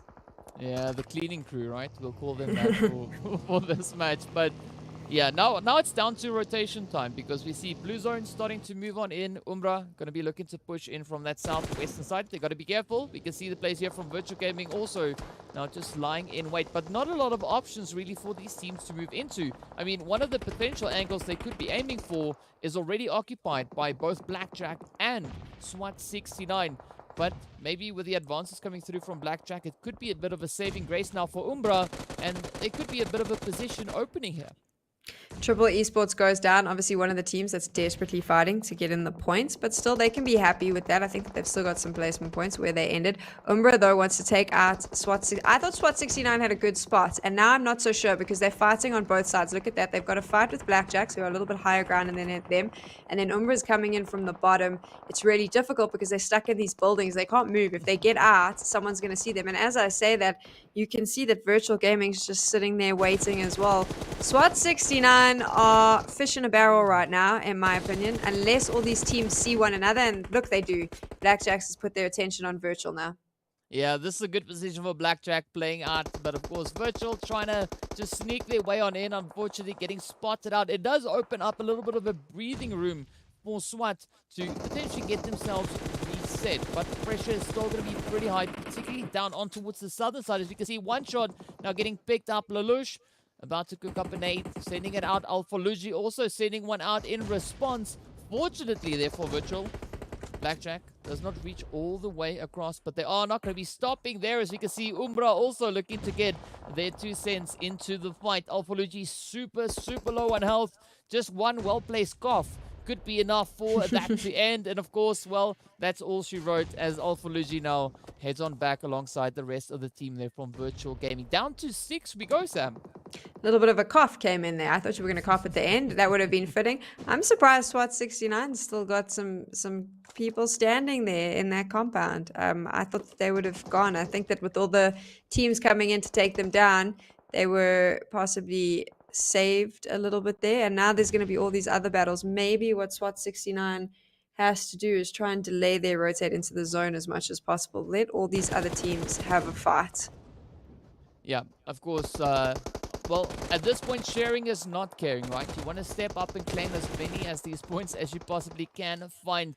And this is what Lusail and Slime, as well as G3, are experiencing firsthand as they fight for the position up in towards the northern side. Storm, ooh, super brave there, stepping out to lay down a few sprays, but has not even tended to their own health bar. Nor have they tended to Pronto. They've potentially fallen teammate, and that is going to be the end of the road for them. As we see Wanted sending out a beautiful nade. And this carry mechanic is so great. We've seen it being utilized by a lot of these teams and sometimes even being used against the teams. But now G3 out in the open, but a quick opportunistic shot coming in there from Blackjack over on towards Lusail as the shots continue to rain on in. I think the open situation for Slime was the open terrain was a problem. They needed to drop some smoke so that they could revive their other player. But even then, they were so high that everyone knew where they were. They could have just honestly smashed bullets into the smoke and possibly made a hit. So it was a pity for them. But here we come. This is the battle we all want to see. SWAT 69 still sitting in those compounds. They're gonna at some point they're gonna have to get out. And I wonder when that point will come. G3 setting themselves up really nicely. They look really strong. Back in the final four for them as well, DK. Yeah, and we know whenever G3 is positioned up north, things usually tend to go quite well for them. But only time will tell whether or not that is going to be the same situation here once again. Of course, Lusail looking pretty strong as they move into the 6th phase, potentially 7th phase, as they still have 4 players up. Salam now getting knocked out by that nade coming through from Zayn. But it is going to be a really challenging position now for Zayn to try and hold. As you can see them being the final remaining hopeful for the squad. Of course, the shots continue to come on in. Chico getting dealt with, but it's not going to be enough as Wanted sends out yet again a very well-placed nade to pick up that confirmation. SWAT also now getting traded off, and we are down to our final 2 teams. It is going to be G3 and Lusail to fight it out. And Lusail coming in with a little bit of a disadvantage here, having so many casualties already in for the team. Lusail's the limping man. They're wounded, and G3 is going to pick them off one by one. They've also got themselves in a really good... We spoke about that split so often. Look how well G3 has positioned themselves. So Lusail, they knew exactly where Lusail was coming in, and they've kind of positioned themselves that they can pick them off from either side. I mentioned shooting fish in a barrel earlier on. I kind of feel like G3's got this down right now. And as I say that, Flacco gets hit. So maybe I'll take it back. But his 2 teammates are still up there. Is there a potential for a res? I don't think so. I think the moment they cross that open field, Lusail's going to know where they are. But they got one man. There's Wanted. They know he's behind the tree. They're just going to wait a little bit, heal up. You're just going to just hold out for him. Let him make the move. He's going to try and shoot. Is he? No, he also realizes he probably needs to just wait this one out. But now he's got to move. Surely they've seen him. Yeah, no surprise really to see this play come through. Of course, G3 also getting pushed by Blue, but you know, the northern position working out quite favorably for them once again. And with that, they pick up yet another winner chicken dinner, already coming in with back-to-back chickens. So definitely we are seeing the players here from G3 coming in quite strong into this first day of the final Super Weekend. And Sam, I wonder if any other team is going to potentially look to step up and take one of those chickens, because if you leave it up to G3, they're going to start hoarding all of them. You know, they're like a tumbleweed, right? So I think a lot of teams, and G3 seems to be that way, is that the more success they get, the faster they're going, you know, the bigger they're getting. The calmness that they show, and I mentioned this after the first game, but we'll break it down again. The calmness in that final fight from G3, they set themselves up really nicely. They obviously had 2 players up on the high ground. Then they moved Flacco over to the side so they could really see, they knew where Lusail was coming in. They knew where their space was. And by setting the players up the way they did, I'm always a bit dubious about splits like that at an end game, but it worked for them because they were able to see exactly where the Lusail players were. And then, like I said, it's just picking them off one by one. And then obviously Flacco went down. they left it. It was okay. They let him crawl. With him crawling, he could call it out. And by the end of it, they had set it up that they knew where the player was. He was behind the tree. They knew that the blue was going to come. He was going to have to move. The patience that they show is, and I said this earlier, I'm going to say it again, being that patient in the end game, not letting the pressure and the anxiety and the hype get you, and playing it at your pace, which is what they've done. They've slowed the game down. Really impressive. And I think it's going to take a lot to knock them off that top spot when we move to Erangel again, if they keep playing like that. Yeah, because they are definitely starting to build up an insane amount of momentum. So, I'm curious to see if anyone's going to potentially try to put a stop to that. We know G3 already really well situated on the leaderboard. So there's, aside from the value of the chicken, there's no other reason for them to really try and chase points, because they've already secured a really strong position. And as you said before, we don't think that the team sitting on the high end of the leaderboard are going to be moving anywhere else, right? All the focus coming in from that more lower end. But of course, speaking about all the action, let's hop into a few of those highlights on the past Miramar.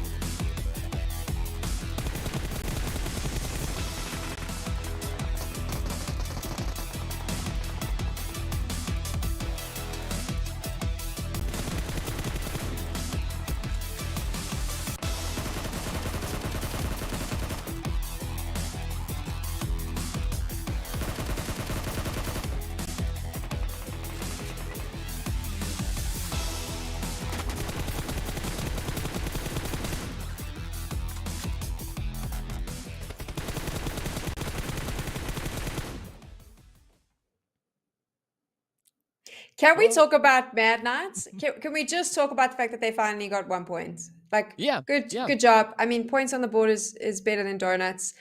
But again, I want to go back to that moment that we saw in this game where we saw it in match 1 where they take that early fight. And I mean, I just feel like it's great that they're that confident that they want to take the battle, but they really need to just wait a little bit longer. I don't know what's going on where they think it's okay to take the firefight.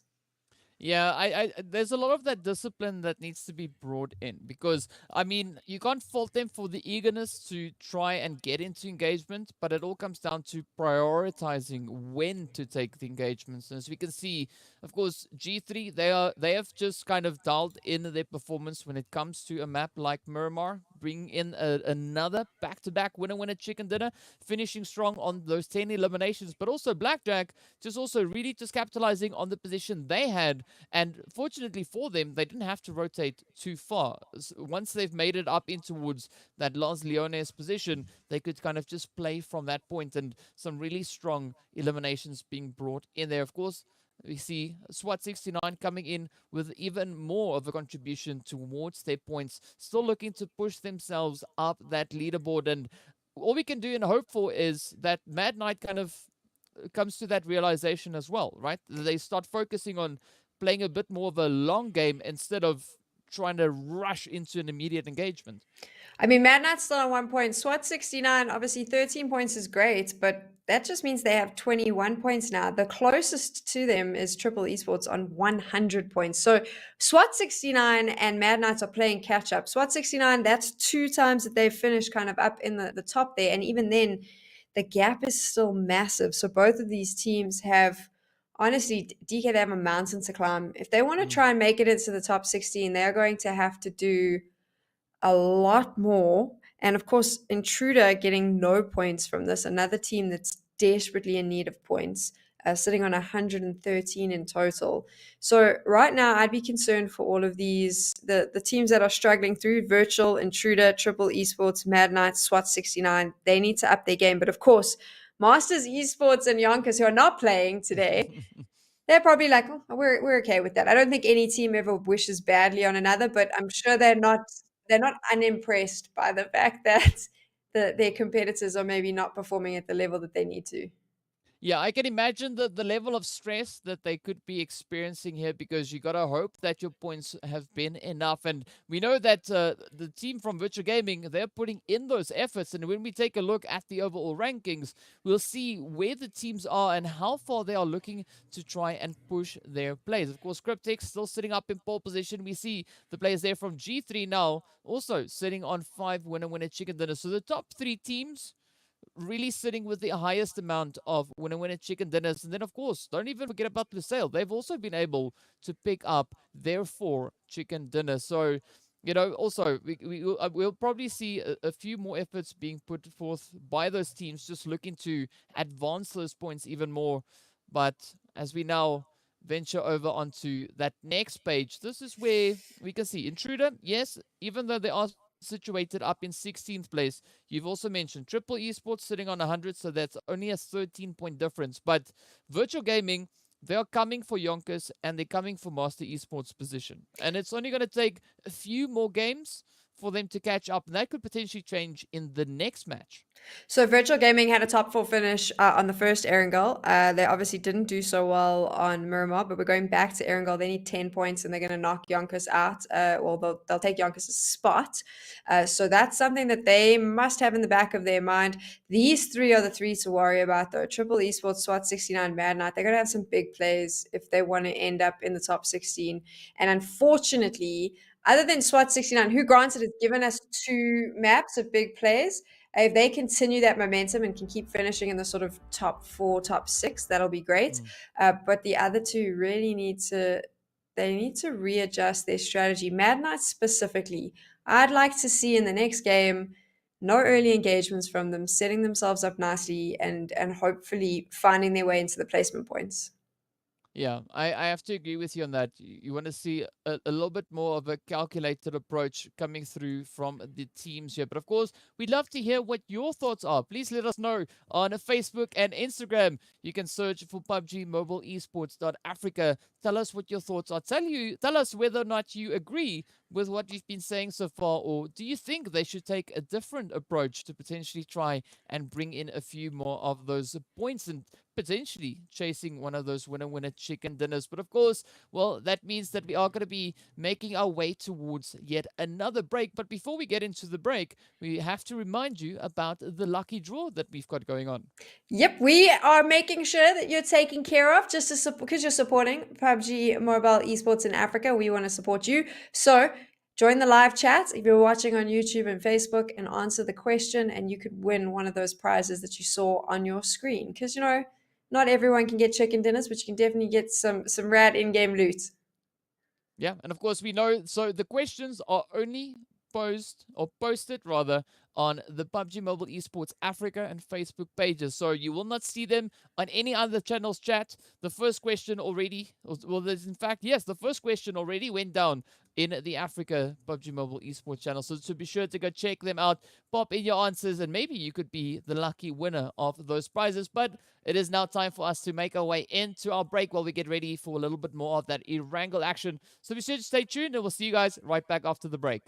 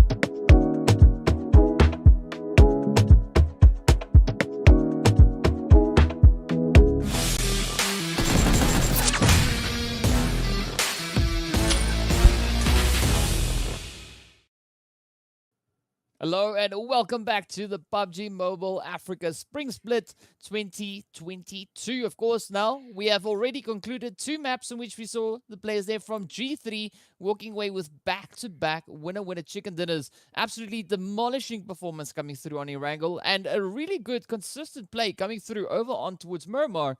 But now, Sam, we are making our way back onto Erangel once again. And you said, and you've been asking for the southern zones to come through. Now, we've been blessed with a few of those. So hopefully, this could be one of those maps in which we have that southern zone making its way in.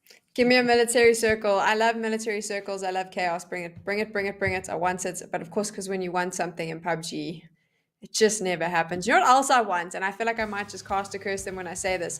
I would like to see G3 make it a solid 3 in a row, just because, you know, their name's G3, so it makes sense for them to have 3 chicken dinners in a row. But I've probably just cast a curse them, so oh well, so sorry. We'll find out at the end if I'm the bad luck charm. Take a look at that plane path. What do you think of that? It's looking interesting, right? As we can see a little bit more northwestern. So this time, military base, at least flight path-wise, is going to be a little bit more difficult and a little bit more challenging to reach in one straight swoop, right? But as we know, ain't nothing wrong with a little bit of a rotation coming through with that vehicle. So Intruder could potentially be looking to push over in towards the Nova crates once again, unless, of course, they are going to be opting for one of their alternate drop locations and potentially looking to get their loot going in there as well. But you know, this is now where we wait to see what the zone will bring on through. And if G3 picks up another chicken in this third match, right, then we call it a turkey, because then it's not a chicken anymore. It's not a chicken, it's a turkey. Yeah, 3 chickens is a turkey. I don't understand how you got there. I think someone needs to teach you some maths and possibly the difference between a chicken and a turkey. But you know what? We'll run with it. Fine. 3 chickens is a turkey. Let's find out if G3 can claim the turkey. And then hopefully PUBG Mobile makes it a thing. Okay, there we go. There's the circle. I had a feeling it wasn't going to be a military-based circle just because of the plane path. This one's going to be interesting, though, because look at all of these teams that are sitting in the southwest that are now going to have to move themselves up, right?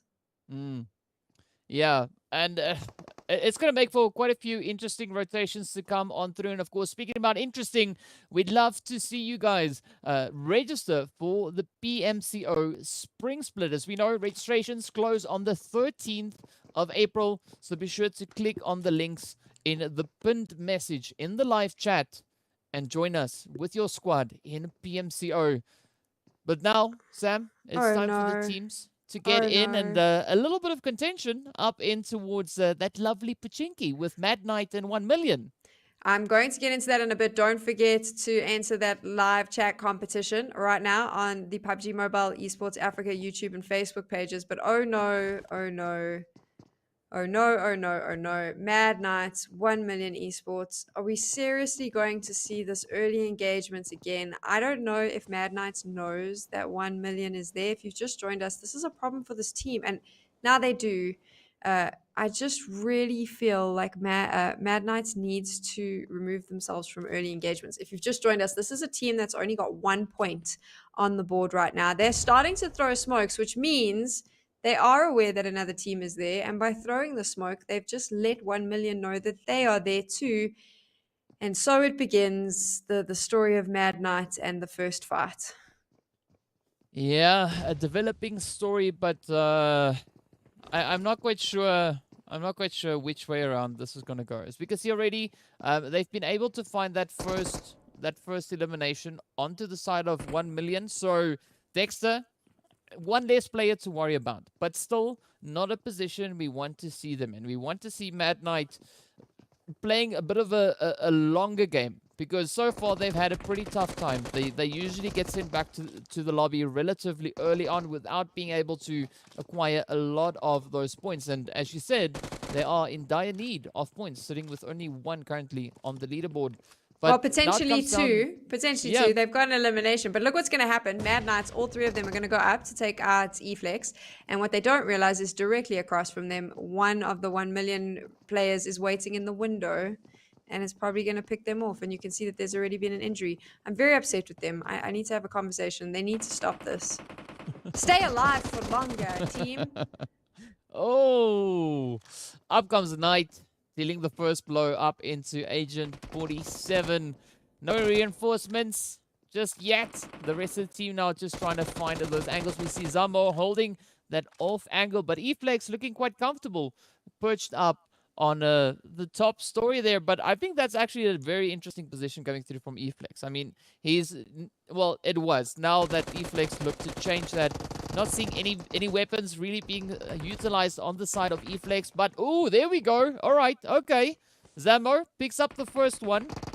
So will this be a bit of a bounce back coming through from them? Well, if Black Lost has anything to say, it's going to be a no.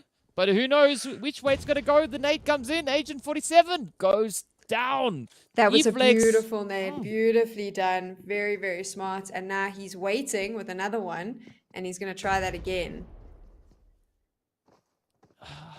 I honestly don't know what to say about this, right? Because... Stop fighting. That's what we should say. Stop fighting. Go loot. Stop this. Enough. Enough. If you want to get more points, you need to go away. You need to stop doing this. Mind you saying that, I mean, 1 million is down quite hard. Beast has picked them off quite nicely. Mad Knights did have Beast further away from the rest of the team, which I think worked in his favor. But again, Knight here, 1 million esports. Knight is the problem. He's comfortably sitting here. He's far away from all of the drama. And I do think that it's giving him an idea of where everyone is and that communication's coming up. And then you've got the problem where Beast should have been giving the communication, but Beast has now joined his teammates to get into the rubble and fight. I guess so far it has been relatively successful for Mad Knight, right? But again, yeah, not quite sure what's really happening here. They do have the potential of finding that final elimination on towards Knight and getting the full squad wipe. It's going to work. I actually think they're going to be able to take him down. Look, they found him. Okay, Mad Knights, I take it all back. Kill the other Knights. We're good to go. Well done. You just got yourself a stack of points. Now, please don't fight again early on.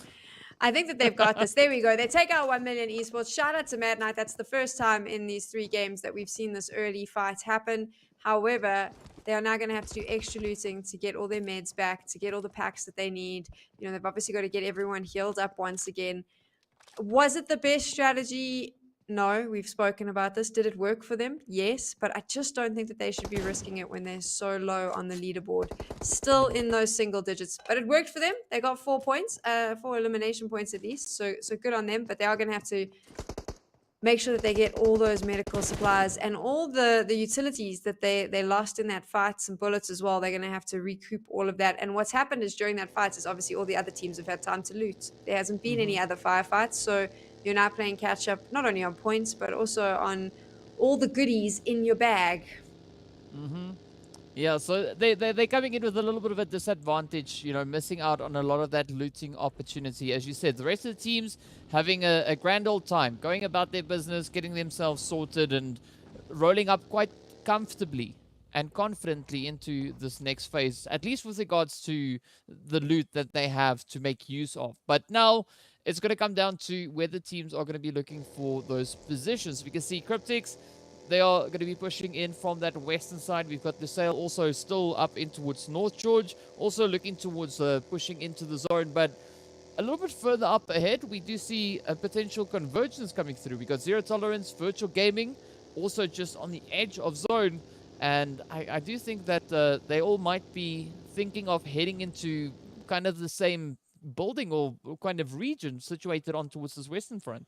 Which I love, because it means they'll all fight, and that's what we're here for, right? I feel like I've been a bit harsh on Mad Knight, so I'm gonna let this slide for a bit. I will not be as tough on them. I just want to see them be better.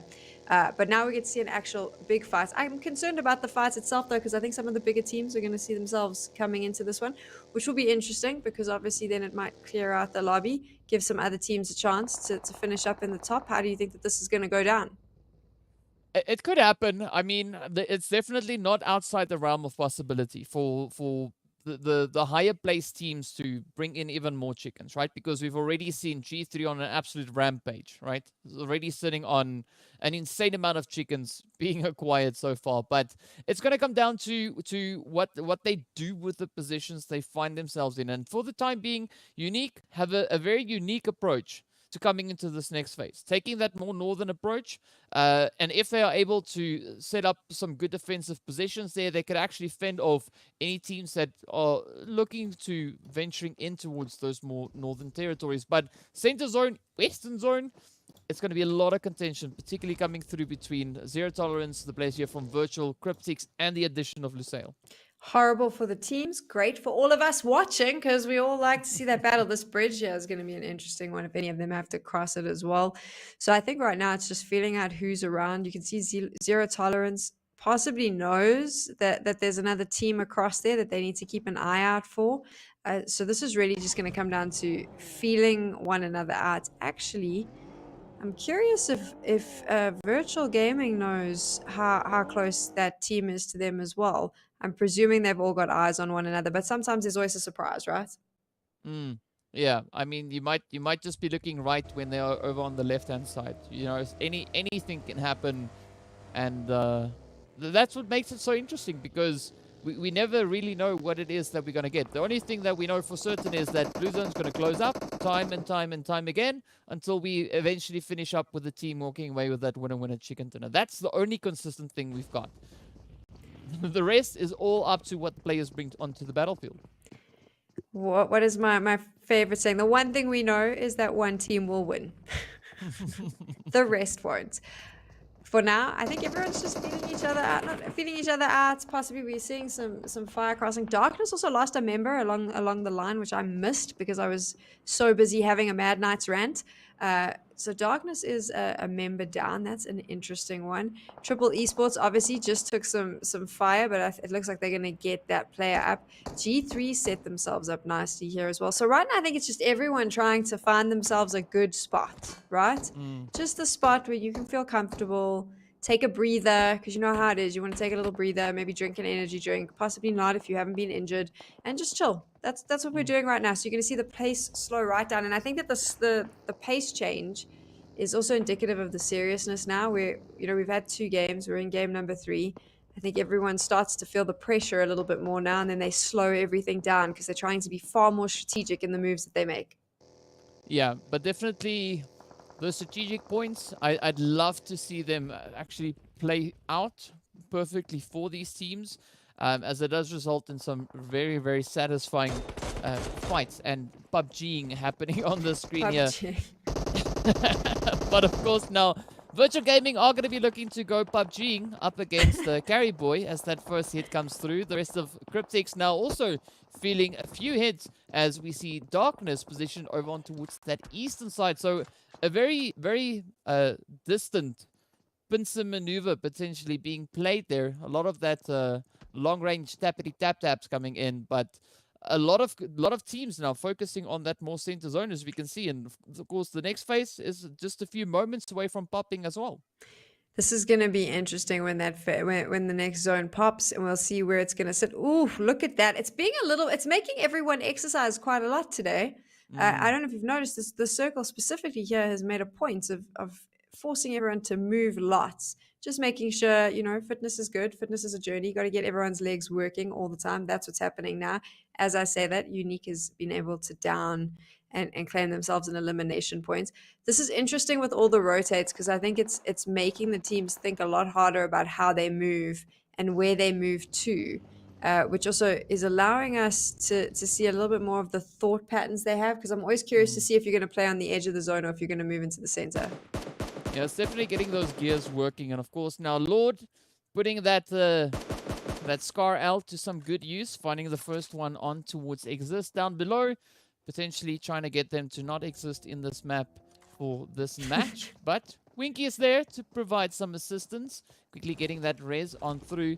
And now still Unique having all 4 players in, still being in a position where they can continue to make their rotation heading further up into a zone, but the same coming through from the side here of Zero Tolerance. So there's still going to be a lot of that back and forth coming in between them, as we also now have the players from Zero Tolerance actually being reduced down to only 2. Skydo a little bit further on towards the western side, with Lord now looking to try and play a little bit of catch up here.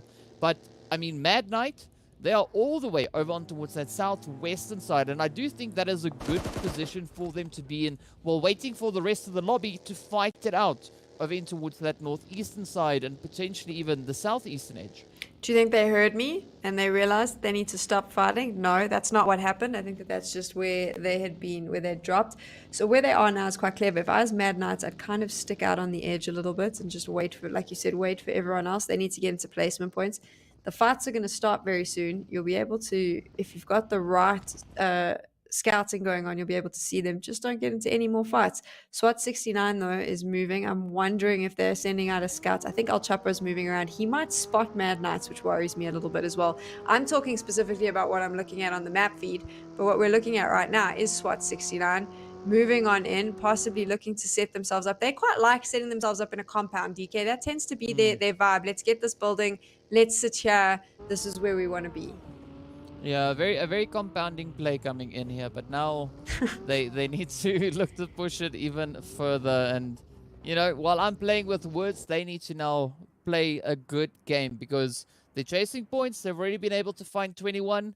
How many more will they be able to find? So far as we can see, looking at their current positioning, they have not found any eliminations, but that's where things are a little bit different now for Mad Knight, right? They've got 4 points. They're still alive. They're on the top of the look leaderboard. This is a big change for them.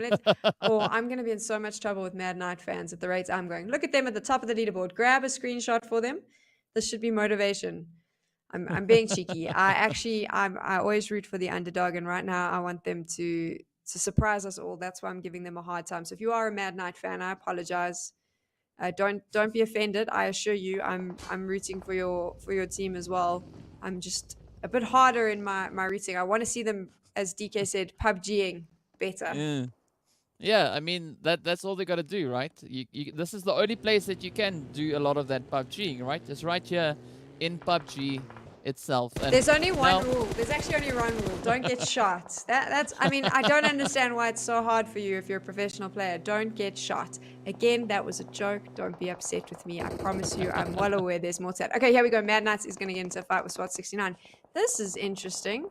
SWAT 69 and Mad Knights, the two bottom of the log, had it out there. They were quite close to each other for a moment there, and we're having a little battle.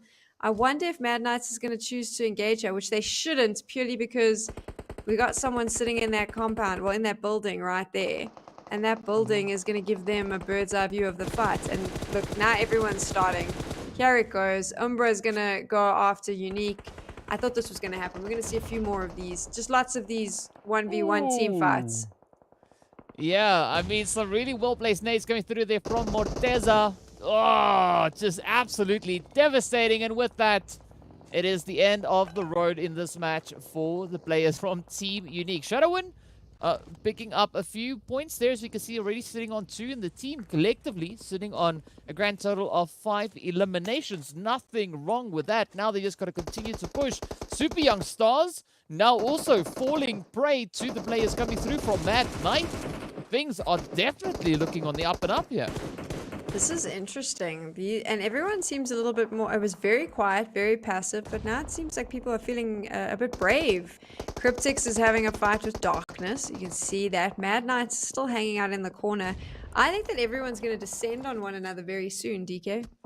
Yeah, 100% on that. And one of the major threats to try and deal with here is the team coming in from Cryptics, right? Because we know they can play a very devastating game if they are given the opportunity. And now Darkness is going to be on the receiving end, as we see Senke now just looking to push on through. And with that, of course, the confirmation comes on in. Darkness making their way back into the lobby with Marshall landing that finishing hit. And now we turn to the players from PMPL Esports and a little bit of that SWAT 69 engagement. But Fosh trying to come in with a quick and fast reaction, as we've got Master also positioned just up ahead. Will that be the final blow that is needed to put an end to the hopes and dreams here for the players of PMPL Esports? And ooh, the pressure is starting to mount. Twix now just trying to quickly get up into a little spot of safety, but Master looking to hold on to a controlling position within that smoke grenade position. But of course, Fash still going to be looking to close it up. SWAT 69 looking eager for those points as they do find the trade-off. And with that, Master and the rest of the players here from PMPL Esports make their way on back into the lobby. But of course, Zone now taking a beautiful shift towards the north, moving into the Alamo here. We're making everyone move once again. SWAT 69 is looking really good. I actually quite like that aggressive play from them. They know that they need to get points. They obviously started the day on a hold 0. And I like that they took that engagement. I think they played it really well. But now they're going to have to move themselves out of where they are, move back in. So they're going to heal everyone up before they go. That would be my suggestion. And I think there's going to be a lot of teams that, in order to move into the zone, are going to have to take firefights, because you can see the rotates mean that most of them are going to be crossing paths if they want to get out of the blue. Yeah, it's going to be some really challenging rotations that could still be making its way on through. And looking at where the zone has moved, there's definitely no real hiding place or hard cover for these teams to try and make much use of. Of course, now Boyka has been spotted out there by Slime for Kitties. You can see Storm trying to lay down a few hits. We've got Salam also now just trying to huddle up alongside the vehicle, but this is where the pressure is now lying on the side of Slime 4KT, because they are not secured within that zone. They still need to push on forward. And speaking about pushing, Intruder Africa now come pushing up right alongside G3 with a few devastating hits being dealt there to Flacco. And with that, off he goes. Stickscott now also about to get pushed. The last remaining hopeful, just trying to stay in some good coverage, trying and hoping that that smoke would be bulletproof, at least for the time being. Of course, Omar is going to come inspecting, and they all now drop down, getting themselves all limbered up. And Six now just being presented with a beautiful opportunity and just to get out of reach of Intruder. I like the way he kind of is just sneakily going, you know what, I'm just going to casually, quietly snake my way back away from this fight, because this is not a good place. However, I think we can say with only 6 standing that the turkey is looking a little bit further away than I'm sure G3 would like, which doesn't matter. I don't even like turkey. It's a dry meat. But they'll want to try and just keep 6 alive at least, so that they can get some epic placement points, which is why I think he was just trying to disengage. In the interim, Mad Knights is also down to 1 player, so they should possibly be doing the same. I think we'll see a lot of these 1-player teams just holding out a little bit to see if they can push themselves up into the placement points, while everyone else has these fights as they try and move into the zone. There's been so many of these weird little, you know, slap and tickle battles that are going down, as opposed to what you normally expect, which is the big battles right at the end. Okay? Yeah, you could almost call them skirmishes, right? Because it's almost a skirmish, but not quite there. And of course, Wanted now also going to be looking to close it up onto the side here of Slime for Getty. Aimer quickly trying to bring in a few hits. There we go. Gets a beautiful hit in towards Salam and Wanted. But now Boyka also wants to have the swing at that window. And Aimer getting taken down to super low health bar. Doesn't have any options with regards to movement. The only way is getting out that window, but also trying to get the res up in towards Plaza. And this is going to be a very challenging position now coming in for Slime.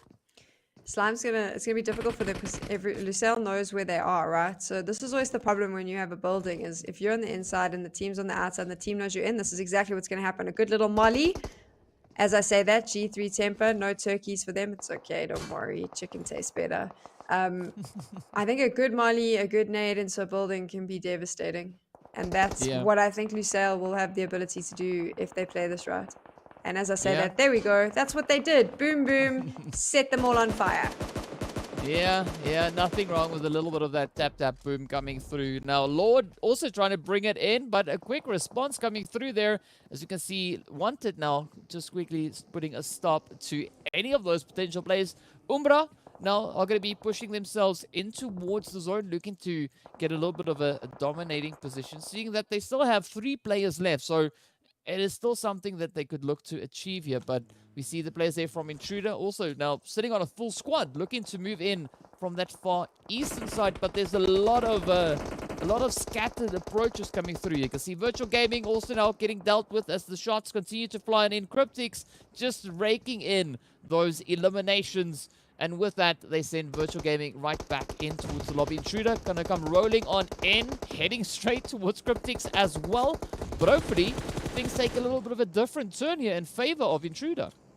I think that this fight is really good for Lusail, because it's giving them a chance to heal up. They'd obviously taken quite a bit of damage earlier on, so you saw them in their vehicles just making sure that they could heal up. SWAT 69 is out. They're not going to be too happy with that. They kind of needed a top 4 finish in terms of pointing, but in terms of the points, but still in the placement, so that's good. But I do think this battle's good for Lusail. If Lusail's smart, they'll just wait this out now with their 3 players. Let these teams take one another on. That's always my advice. Let the other teams fight it out and then come in towards the end, like we saw G3 do. Just have that patience. It's so important.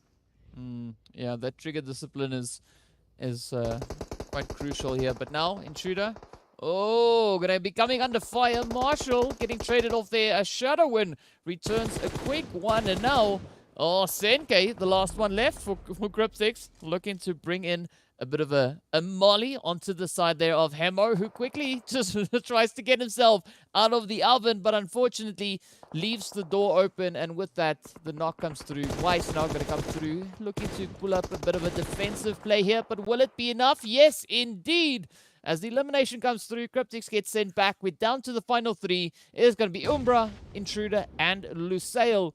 And if Intruder can get all their players back up, it should be a 4v3v3.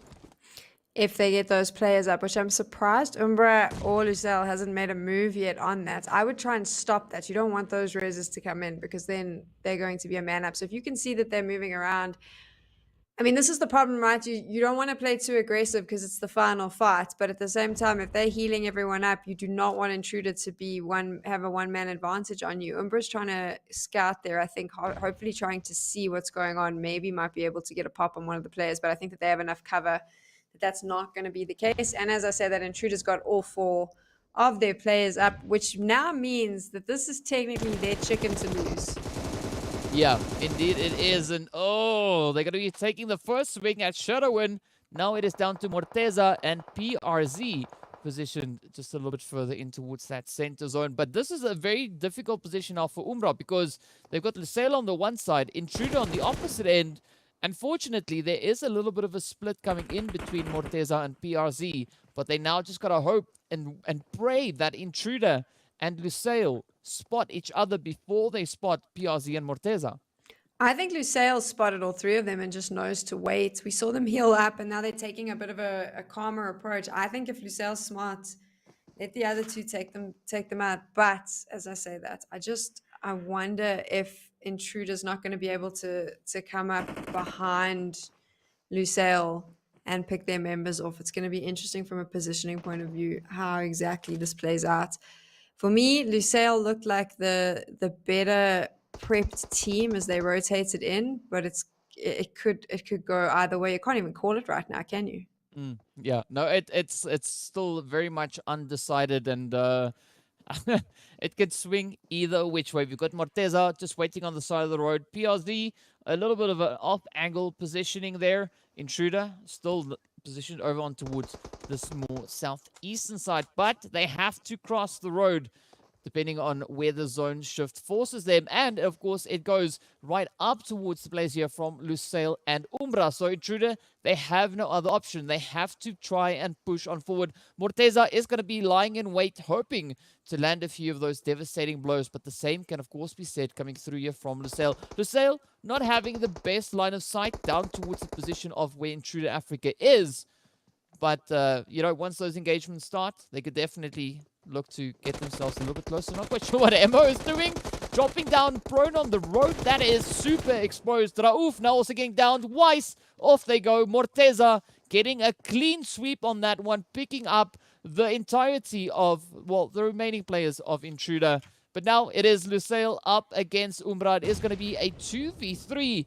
And this is where Lusail now looks to just capitalize on the knowledge and the information that they've been able to gather. As you said before, you said that you are pretty sure that they know exactly where Umbra is, and it does seem like they are now looking to leverage that. Maybe not Morteza, because it looks like he's going to be able to wrap around and catch them in the back.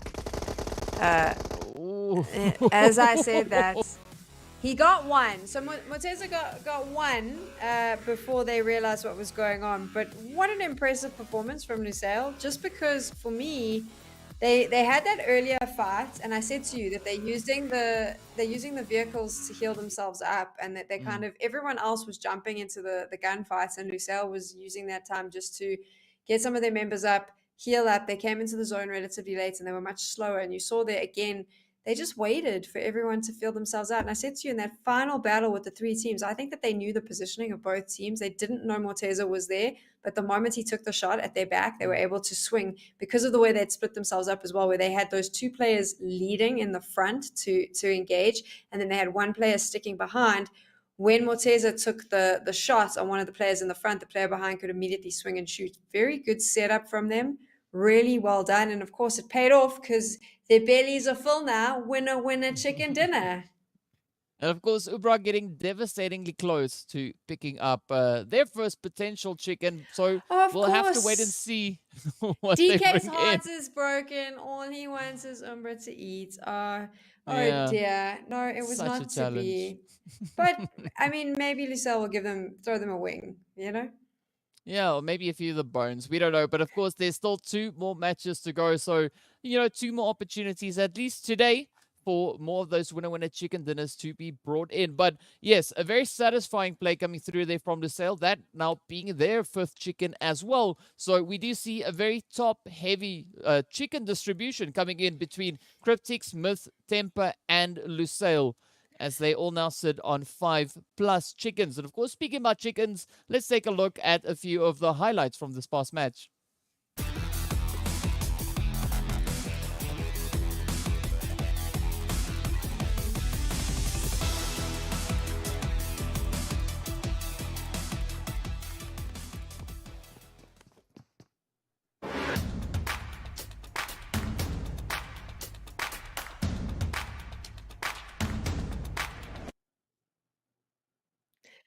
Can I just say that all this talk about chickens has made me so hungry, and now I want chicken wings, like desperately. I don't think that there's anywhere that I can order to deliver, and I'll also be on the show.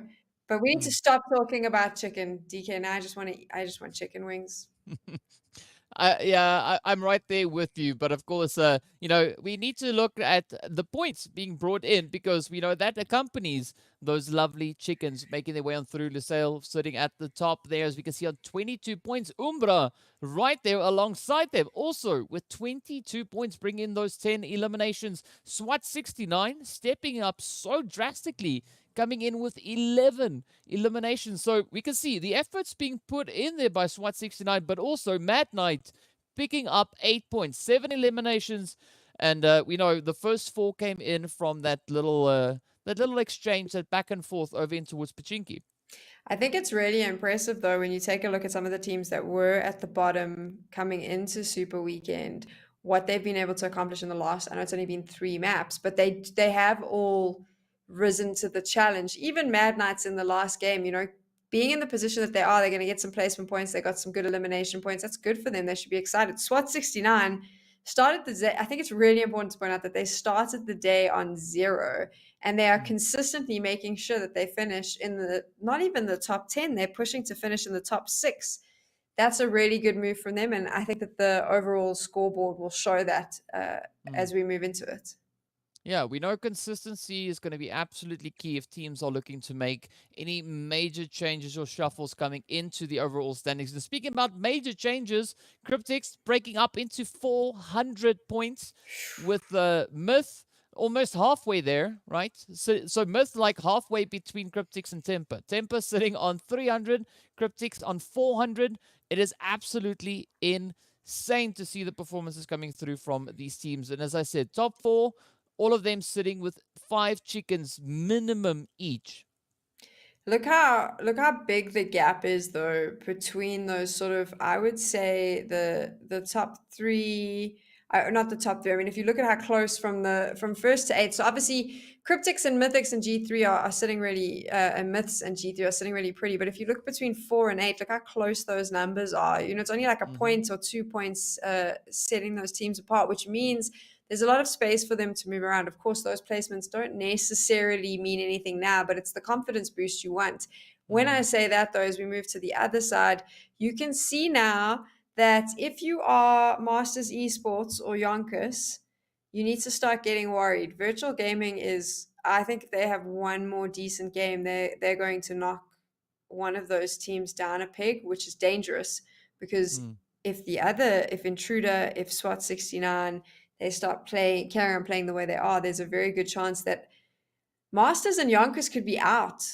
And they don't have an opportunity because they're not here at Super Weekend to fix that. So they are going to be completely reliant on those other teams not continuing to play the way they are. Yeah, and I mean, Intruder, as you can see, also really not far from that. But Intruder being like the team to chase, right? Because they are the gatekeepers for the time being of top 16. And Triple Esports also just one good match away from catching up to Intruder. As we can see, SWAT 69 putting in the effort, already sitting on those 36 points. Mad Knight also starting to wake up, also starting to bring in the points, and that's what we want to see. We want to see points being brought in. We don't necessarily want the craziest amount of points, but they consistently need to try and bring in as many as they can possibly manage through the entirety of the matches. Already 3 matches done and dusted, only 12 more to go. No, I'm wrong. Yes, 12 more to go. There we go. My math did not fail me. So 12 more matches to go for what is left in this weekend. But we know today there's only going to be 2 more matches to go. So all these efforts need to be put in for the teams to try and secure those points. So we're still going to be looking towards SWAT 69, Triple Esports, and of course the players there from Mad Knight. But we also have to give a big shout out going out to Oppo. So with upgrade performance and upgraded fun, celebrate your winning spirit with a brand new Oppo Reno 6 series, the designated smartphones for PUBG Mobile, Middle East and Africa esports in 2022. Now, Sam, the team's been stepping up, looking to rise to the occasion. But of course, we also have a little extra coming in for the viewers as well. Yeah, I expect the viewers to rise to the occasion as well, and make sure you answer the questions that are dropping in the live chat over on the YouTube page and the Facebook page. Because if you do, you get to win all the cool stuff that's currently on your screen. So between your new Oppo phone and some of your sick goodies that you're going to get, you'll probably be in PMPL soon as well, and we'll be commentating on you because everyone knows it's all about the gear, right? Yeah, let's say yes, says the, yeah, you know what I'm referring to. But either way, of course, we are now also going to be getting ready to hop into the break. So be sure to let us know on social media what you guys think. Be sure to hit us up on Instagram and Facebook. You can head over on towards the PUBG Mobile Esports Africa pages. Tell us what your thoughts are. Who do you think are going to be the teams to pick up our final 2 remaining chicken dinners of the day here? And with that, we are going to be making our way into a quick break to get ourselves ready for that 4th match. So be sure to not go anywhere, and we'll see you guys right back after the break.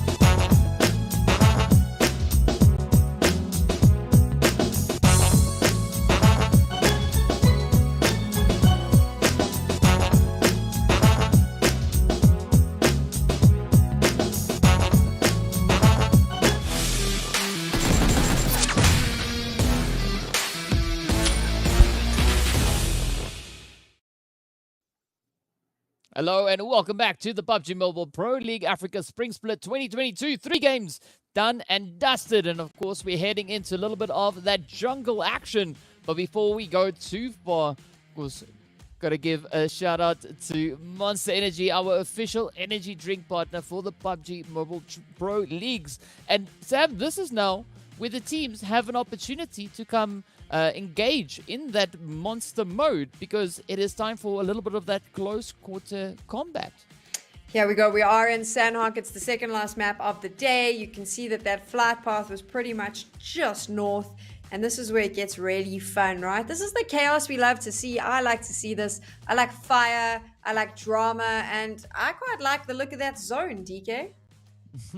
Yeah, it is quite nice sitting over on towards that western side. We also have a little bit of a potential contention coming up in towards Painan itself. So we see Intruder now also looking to make their way on through. But G3 also looking to explore a few of their options in the vicinities. We see Six God just, a little bit close onto that position. But looking west, it is going to be quite an interesting position. Up north, we got Slime sharing their space with also another potential play there. And of course, Virtual Gaming and the Super Young Stars up in towards Paradise. And, we'd love to see more people make their way into the competitive scene. So we also just saw on screen there that the PMCO registrations are open. They are open till the 13th of April. So be sure to click on the link in the pinned message in the live chat and go and register your team. And who knows, we could potentially see you right here up in PMPL Africa as well a little bit later on. But for now, it's going to be action time, Sam. Fight, fight, fight, fight, fight. That's all I'm thinking right now, because it's already started. What you need to be thinking, though, is what the answer is to the question that's dropping in the live chat on the PUBG Mobile Africa channels on YouTube and Facebook. Because if you do, you can win some sick in-game loot. I love fights. I love this. Throw all the nades. Throw all the mollies. All the fire, all the bombs, all the shooting. That's what Sanhok's all about. And look at Virtual Gaming. Look at the little fun that these two are having. That was fun. Little cheeky fun pan toss happening in there. I like that. I like that quite a bit. Yeah, we can call one shot the Banisher. Because I think your that was dad one of... jokes, DK, your dad jokes are something else. I've got to say, you have them dad jokes. You'll be a good father.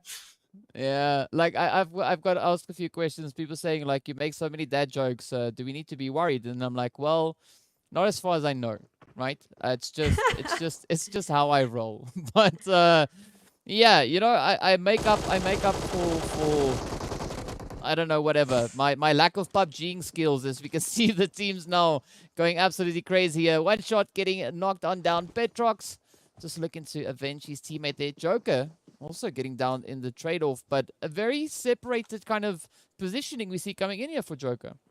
This is an interesting one. I think he's going to be down, though. I mean, where he's sitting right now, it's just impossible. I think Petro's just going to go take him out through the smokes. Wait a little bit. Does Petro know he's in that smoke? He must. He must. He's trying to figure... This is brave. Virtual Gaming looking a little bit too confident, if you ask me. That was quite brave for him to just mess around a little bit. What are they doing?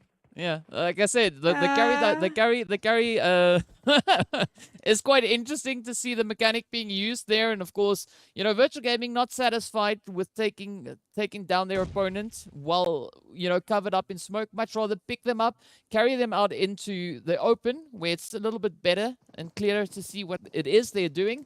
And then, of course, going to town, getting right to work and making sure that they can add those elimination points. But of course, now we see Mad Knight and Slime 4KT also potentially getting ready to go to work.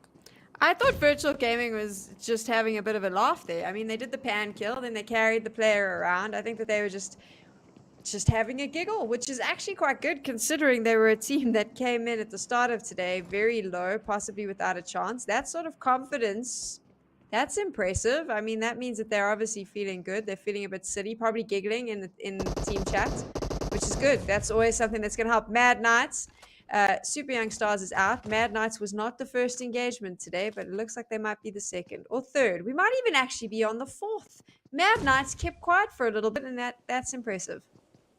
Yeah, and now they're just trying to figure out which way to best approach the situation. You can see Pronto coming up with a DBS.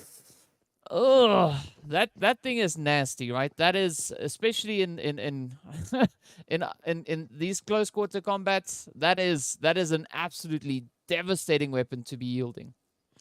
Devastating, and he set himself up quite nicely here. You can see he's just waiting. So he knows that those two Mad Knights players, I think he knows that there's players in the building, but he set himself kind of behind the dumpster there. I don't think that they know he's there. And this is what I like. It's just a little bit of a clever sort of, at some point, someone's going to stick their head out of a window. Someone's going to do a little peek, and he's just nicely positioned. And then they've also got, you can actually see Storm behind him. So they can both see through those windows, and if they communicate correctly, they're going to be able to give each other the right call outs to get some possible some hits on the target. Yeah, it could be possible, but only time will tell which way around it is going to be going, and how that cookie will be crumbling. But of course, Zero Tolerance also going to be looking to make a few things crumble as they are looking to find the closure up on towards SWAT 69, as we see Fash and El Chapo trying to just put a little bit of distance in between themselves and the players right behind them, which is Zero Tolerance. But Zero Tolerance, they also have a potential threat heading in their direction by the name of Blackjack. We see also now rotating up in towards that southeastern side of zone. Meanwhile, up in towards Hatin, things are chill, hey? It's a nice day, sun's out. They're just hanging. Yeah, you're just hanging. And then you've got one player just sunbathing behind the dumpster. We've got some other players who are just enjoying some quiet time in the lounges of whatever building they found themselves in. Agent 47 here is just, meditating, having a look at the wall and considering life. This is very calm. You know what the issue here is I do believe Mad Knights knows that there's a team outside. Slime knows that Mad Knights is inside, and I don't think either of them want to have an engagement. Oh, as I say that, they all change their minds. Now they're going to go at it. But that's how it goes, right? If you want something to change, start talking about it, and then the teams go like, yeah, maybe let's do it, right? But now it's down to whether or not Mad Knight is going to be looking to play an aggressive game or defensive game, because Slime, they still need to find their way up into the zone. As we can see, they've not really locked in that position just yet. Meanwhile, a few hits are making their way up on towards Plaza here. As you can see, that health bar super low. Plaza now just trying to scrape on through, quickly trying to bring in that med kit to push their health bar back into the more preferred position. But now, the Beast and Agent 47 are going to be looking to come swinging. I just think that this is not a fight that either of these teams should be dealing with right now. It's my personal opinion. But it's fun for me to watch, so we're going to keep doing that. Mad Knight's going to have to get there. Look, that Pronto knows that they're both down, knew that he was able to get them from behind the dumpster, so now he's going hunting. He just wants to get those final picks. He's like, we're done now. We had our fun. Look at this. Mad Knights is putting back a fight, and now look how it's changed. Slime is down. Mad Knights is getting... This is it, boys. This is what we've been looking for. That backfired on Slime. They went up there thinking that they were just going to pick off Mad Knights, and it didn't quite work out that way, did it?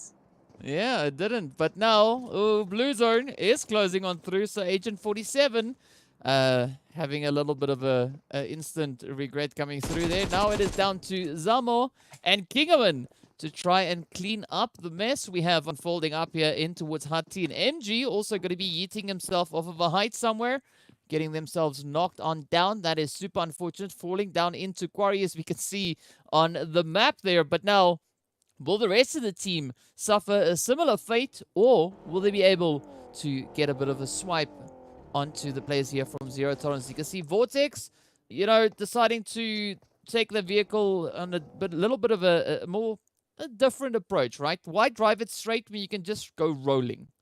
When you can just go rolling. I do like a little bit of stunt driving. I'm a bit of a motorhead, so stunt driving is fun for me. So I like a little roll down the hill, see if you survive. Blackjack Esports just getting a little shot there, hoping that they can take down the Zero Tolerance player. Elimination point for Malhalla. And you can see Vortex is very quickly driving away, leaving his teammate behind. So long. Farewell. No, he's changed his mind. Is he going to come and help? No, he's not. That's the end for you. Good night. Vortex, now's the time to get in your car. Get going. Leave, my friend. Drive away. There's nothing here for you. Yeah, no time for role-playing here. Vortex needs to prioritize getting into that zone position, seeing that they are the only remaining hopeful for the side here of zero tolerance. So at this point, I do think Blackjack should have zero tolerance, as they are going to be looking to bring in those elimination points and get those squad wipes lined up. But now if we look over on towards Umbra, we see them positioned nearly center zone, just a little bit up north, but on some good vantage points here. And they've got Intruder, they've got Triple Esports, they've got Darkness, they've got G3. They've got a beautiful selection, a nice menu lying out in front of them, and they can just take their pick as to who they want to take the engagement with. All of them. It will be delicious if we're picking off a menu.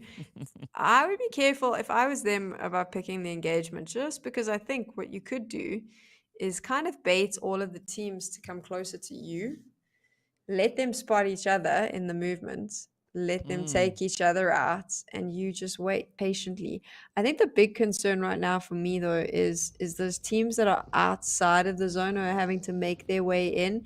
Specifically, those two teams that gave us so much fun. I mean, Slime and Mad Knights was fun to watch them, but now they're going to have to cross the bridge to get back in to the sort of the zone where it's playable. I think that they're going to get spotted. I mean, Lusail's got the bridge on lockdown, so Mad Knight's going to have to cross it. Lusail's going to fight with them. I don't know what Slime's goal is or how they plan to do it, but yeah, I think that fighting up there for as long as they did outside of the zone, as fun as it was for us to watch, is possibly put them in a difficult position now as they need to rotate back in.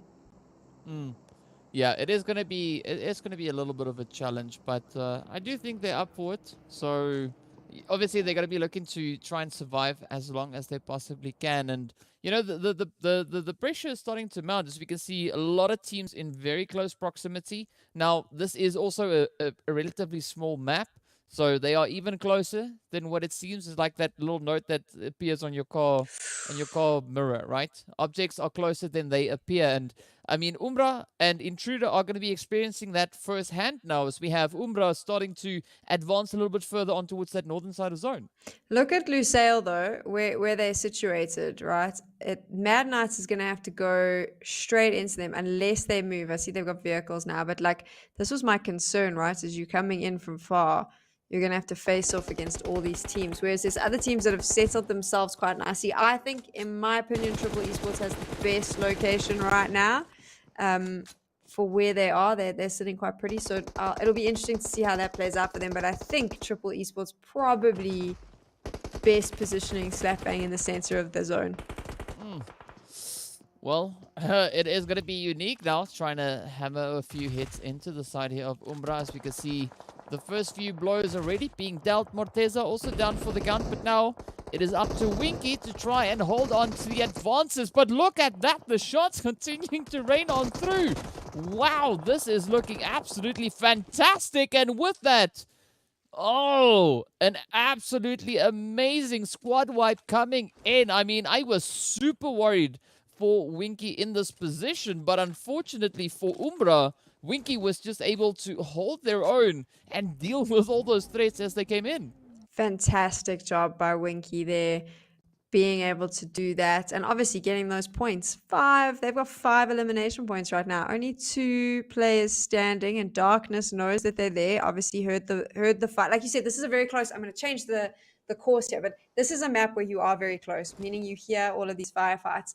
Darkness heard what was going on. You wait till the bullets and the gunshots stop, and then you figured out where everyone is, and now you can pick them off. And that's what's happened there, which is going to be concerning for the 2 remaining members of Unique. But how are they going to play this, though? Because, I mean, here we go. End of the road for Slime. As you can see, Alpha Luigi not going to be letting anyone dare cross up in towards the zone, but they themselves now have to get out of the blue and into that safe zone. Meanwhile, the pressure, the tensions are building between Intruder and G3. As we can see, those utilities getting cooked up, sent on over. G3 down to 3 players with 6 God, having to pack their bags. But up comes Buden and the rest of the squad. Nacho, Buden, really being some really strong fraggers here. So if I was Intruder, I'd be a little bit more cautious on the approach. As you can see, also Intruder just keeping their distance. They're not trying to come in with a full frontal approach, a full rush right in towards them. But they have to come up with something, because we've got 1 million and Mad Knight also on the approach, as well as Virtual Gaming. I think Mad Knight's going to struggle. I said this earlier. I do think that fight that they had with Slime early on, they stayed too long up the top. And now, having to rotate into this, look at the teams that they're going to have to face off against. It is, like you said earlier, DK, this is way closer than it seems. And it's made even more tough now by where the zone has adjusted to. I think that that's going to be a problem for Mad Knights, but that's not going to be our problem right now, because we're focusing on this battle, which is quite a few teams from what I can see. 1 million, Intruder, Lusail's around the corner, G3's over there. This is what I love about Sanhok. Now it's just madness, right? No one's quite sure where everyone is, but you know that they're all around you. Mad Knights, I did mention this earlier, and it's happening right now. They are getting annihilated. This is what happens when you spend too long playing with your slime friends up at the other side of the map. Yeah. Playing house, right? But now, of course, Wanted coming through with a beautiful shot right there onto the Beast. And Agent 47 now left to try and play a serious case of hide and seek. Already 4 points on the board there for the players coming through from Mad Knight. But how many more points will they be able to acquire? As we saw, the northern side here is still heavily congested. A lot of teams, a lot of players positioned up here, but things aren't looking any better moving up into the zone itself, as we have the players from PMPL Esports also just having a beautiful setup in anticipation of these teams rotating in behind them. So my issue with Sanhok is, for the most part, no matter where the zone pops, is that you need to be center of it, especially in the end game. And I do think it's far easier to pick off those rotating in late, in my experience. So I do think that you need to set yourself up early. Mad Knight is gone now. That's a pity, but they're in double digits on the points. So that's a big step, starting the day on 0 into the double digits. Good on them. They've put up a good fight. They've lasted long today, so, and especially here on Sanhok. But for now, I think it's about, for the remaining teams, is finding the high ground, setting yourself up in the center, and then just watching the edges. That's the best. For me, that's the best way to play this map. Obviously, not everyone's cup of tea. If you have a different opinion, you can let us know on social media. It's not going to bug me. But for me, this is about just find yourself in a really good spot. And I said it earlier, I'm going to say it again. I still think PMPL Esports has set themselves up quite nicely for the end game here. Yeah, some good positioning that they have up in towards that northern side. But you were talking about Pity. I'll turn it into Pretty, right? We see the players here from Cryptics actually coming in with a relatively pretty approach, right? We got Lazy Boy and Carry Boy sitting on the front line with Senke. Oh, sorry, no, that's Senke up front. Carry Boy all the way back in the distance.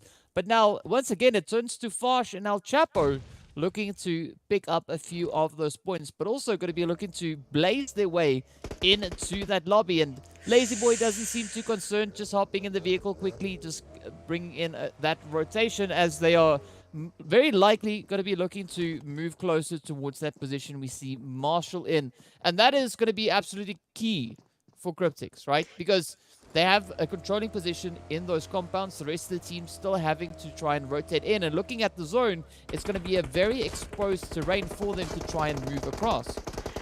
I said PMPL Esports had set themselves up nicely, but as PUBG goes, the zone shifted, and now it's Cryptics. They're on such a good spot. If they can just set themselves up, they can just watch the edges and pick off teams as they come. They've also got themselves a little bit of a high ground advantage. It's really clever. Like you said, it's quite open for these teams coming in.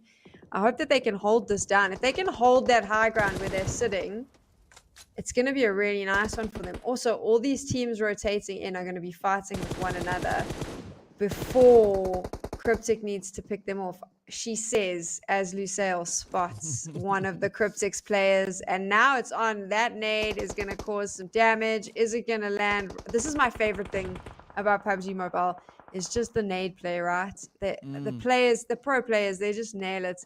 they can cause so much damage with one grenade. Yeah, but that's also something we see being quite a big part of the Africa scene, right? The teams rather being quite proficient when it comes to the utilities and how they utilize the utilities and send them out to cause havoc across the DK. board. As But the day progresses, you just it's like I don't know. It just keeps coming, right? You're on fire. You like warm up. You're a little bit like Mad Knights. You need a bit of time to warm up, and then you just fire hotter and hotter as you go.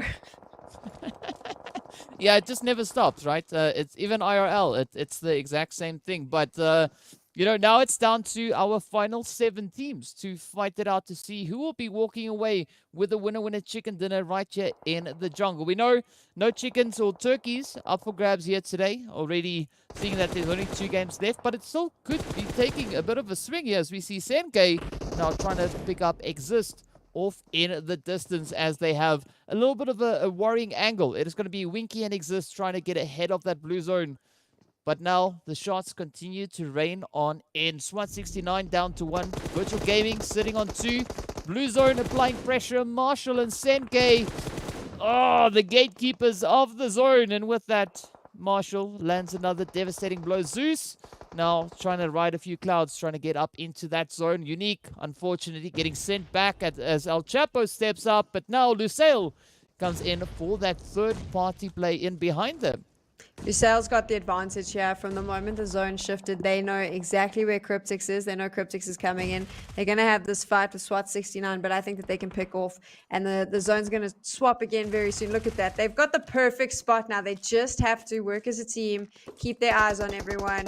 Cryptics, I don't think... There we go. As I said it, I saw it coming. That's what happened. Oh, beautiful, beautiful play coming in once again. Lusail also picking up another chicken. So that is their second chicken. So we've been seeing 2 teams so far just really grabbing those winner chicken dinners. So, I mean, there's no complaints from my side. It's good to see the consistency being brought in. But now that does make it quite challenging for the teams who are in urgent need of points to potentially try and secure even more of them. As we know, there's only 1 more match to go. So 4 games so far done and dusted. Gotta say, Jungle, quite satisfying with the performance that the teams brought to the battlefield. Was it satisfying? Sam at the end is busy analyzing Lusail's positions, and I know that DK is jumping in his chair being like, the action. But I'm all about the look where they're positioned, look where they rotated, look where they're sitting. And DK's like, look at all the people they're shooting. But yes, that's Sanhok for you, right? Nice and quick, goes through fast. Just make sure that you get yourself that high ground advantage and pick everyone else off. This is a good one for Lusail. It's going to give them a lot of confidence. They're sitting in that 4th spot, so this will give them a lot more points. And I think some of the teams will walk away happy with what they've done. Also, some of the other teams maybe not feeling so good. However, the fact that we go to Erangel after this, which is a map that everyone knows, everyone plays, I think it will be an interesting one. Sanhok's always fun. It's nice and quick, gets all that action done, but now we're going to move on to the final map, and that's where the big boy players are going to start coming in. Yeah, and well, of course, you know, Lusail now picking up their second chicken, also back-to-back. So maybe the turkey is still on the table. We don't know, right? We know if Asab, if it was up to you, would say no to turkey, rather go for chicken. But, you know, it's one of those potential things that could be happening. And the teams really bring in some very surprising performances. It was good to see the players there from Mad Knight also bring in a little bit more discipline, not playing such a costly game in those early phases. Yeah, it was an interesting exchange with them, with the Slime 4KT starting over towards Hatin, you know, just playing house up there. But fortunately, they all started to move a little bit further on down. Of course, speaking of which, let's hop up into those highlights to see a few of those amazing plays once again.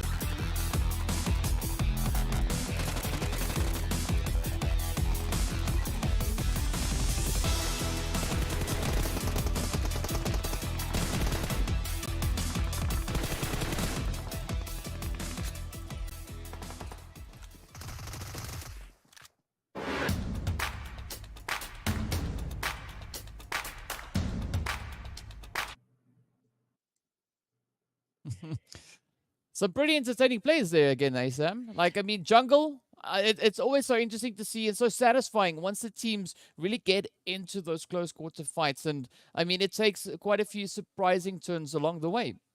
Do you want to break down that last fight for us and how Lusail got the chicken dinner, seeing as I was so busy talking about positioning that you didn't have an opportunity to do it? Well, they kind of look to play not only towards, bringing in the chicken, but also just looking to bring in as much of a strategic approach, I would say, maybe, right? Coming in for the side of Lusail, because I mean, looking at what they brought in the previous match as well over on Erangel, they really started to build up some good momentum. And I think essentially here it's just trying to kind of ride the storm, be it the blue storm or be it positioning wise, and going up against the players there from Cryptics. I mean, we've seen several times, Cryptics is definitely not an easy team to deal with once you encounter them on the battlefield. But Lusail, they've also been around the block one or two times, and we can see the points coming in on the leaderboard here. It is looking relatively fairly spread out for the most part, but it was a little bit of a traveling performance coming in for Team Umbra, Super Young Stars, and Slime 4KT. They got 0 points, but I think what's important is the teams that are fighting it out at the bottom, trying to make sure that they can finish in the top 16 to make it to finals. 3 of them did really well. Mad Knight finishing in 7th. That's going to get them some placement points. We also saw them take down some players, so they'll get some elimination points. And then, of course, SWAT 69 and Virtual Gaming finishing in 4th and 2nd for this. That's what they want. These teams need placement points. They need elimination. So I think what's really impressed me today has been how the majority of the teams at the bottom, the ones who really need points to make it into the top 16 and ultimately the finals, have just elevated their game and arrived with a very clear goal in mind. And when you take a look at the overall rankings, I'm going to be incredibly curious to see how it has affected the bottom part of these rankings. And of course, the gap between G3 and G3 Temper and Lusail is a really interesting one to watch as well. Of course, the placements here don't really make a difference into finals, but it's more just a confidence thing. Obviously, if you finish above your competitors, it's always going to put a little bit of pressure on them. So I think that's the battle at the top end. For me, it would be G3 Temper versus Lusail. But the battle I really want to see is how these points have affected the changes here. Yeah, I mean, we do see that top end looking pretty heavy, but even looking over on towards the second page, right, it is still relatively close, as we've got not a lot of points now separating the position. We see Masters Esports and YONKOUS still holding, with the Intruder just slowly encroaching on that position. So still another opportunity on the table for Intruder to take that leap and get up ahead of Masters and YONKOUS. But still, some really good efforts being put in by both Triple Esports, SWAT 69, and then, of course, still Mad Knight. We're not seeing the exact amount of points we'd love to see, but still, points on the board are better than donuts. Better than donuts. So I'm trying to do the maths here. SWAT 69 has scored 50 points, right? If they did 50 points every day of Super Weekend, that would give them 150 points. Still wouldn't be enough, if I'm not mistaken, to knock out one of the top 16. So that means that they are going to have to bring a far bigger game to the next Erangel that we see and for the rest of the weekend if they want to find themselves in the top 16 for finals. Yeah, it's going to be a lot of hard work that needs to be brought in, and they got to try to up the performance that they've been bringing in today. And I do believe that we'll be seeing exactly that happening over the 2 remaining days. Day 1 is a little bit of that litmus test potentially happening. The team's just trying to get a feel of what the lobby is, and we do see quite a drastic changeover coming through on towards that second day. So really hopeful that things could still be on the up and up for both SWAT 69 and, of course, the players coming in there from Mad Knight. But we also want to give a big shout out going out to Oppo. So with upgraded performance and upgraded fun, celebrate your winning spirit with a brand new Oppo Reno 6 series, the designated smartphones for PUBG Mobile, Middle East and Africa esports in 2022. Now, Sam, again, we know some great things are yet to come. And of course, there is an extra little bit in for the viewers as well. Something great for the viewers, for sure, for supporting PUBG mobile esports in Africa. If you're in the live chat right now on either the YouTube or the Facebook page, there is a question dropping. If you answer it correctly, you can get one of those all those amazing items, maybe even, who knows, it's a lucky drop available to you. So just answer the question and good luck. Yeah, good luck. Some pretty nice things on the table there. But of course, it is time for us to head over into a quick break while we get ready for our final match of the day, match number 5. So be sure to stay tuned, and we'll see you guys back in a short few minutes.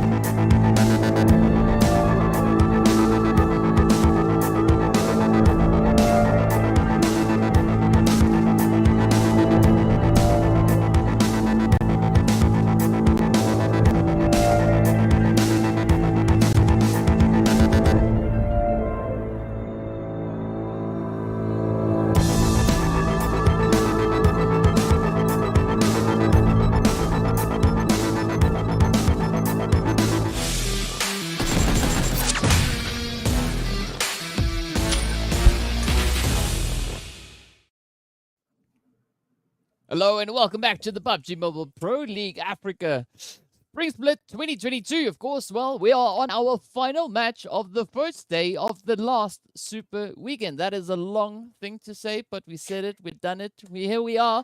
And of course, we've seen the team step up throughout the day with two teams coming in with back-to-back chicken dinners so far. So I'm curious to see who's going to be picking up this fifth chicken dinner that's up for grabs. Any predictions on that front, Sam?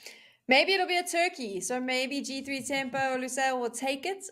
But who knows? We'll have to wait and see. I do want to quickly just say something. I know that people are maybe wondering where Proxy is today because she's obviously been your partner in crime the whole way through. She is off for the weekend on a well-deserved rest. So I'm just standing in, but she will be back with you after that. So just keeping everyone updated. From a predictions point of view, though, I would like to see a turkey, and if I can't have a turkey, then I want to see one of the bottom teams that are struggling to fight to get into the top 16 taking home a chicken dinner, because that's what's fun about predictions. You can just be outlandish. So what about you, DK? I have to agree. I mean, that sounds just amazing, right? So if it was any of the teams sitting on that lower end of the leaderboard looking to just surprise us with some absolutely fantastic plays, please do so. Step up. Just go absolutely crazy. Bring in some well-deserved winner chicken dinners across the board. But of course, now it is time for us to hop on that plane to see where it is going to be going.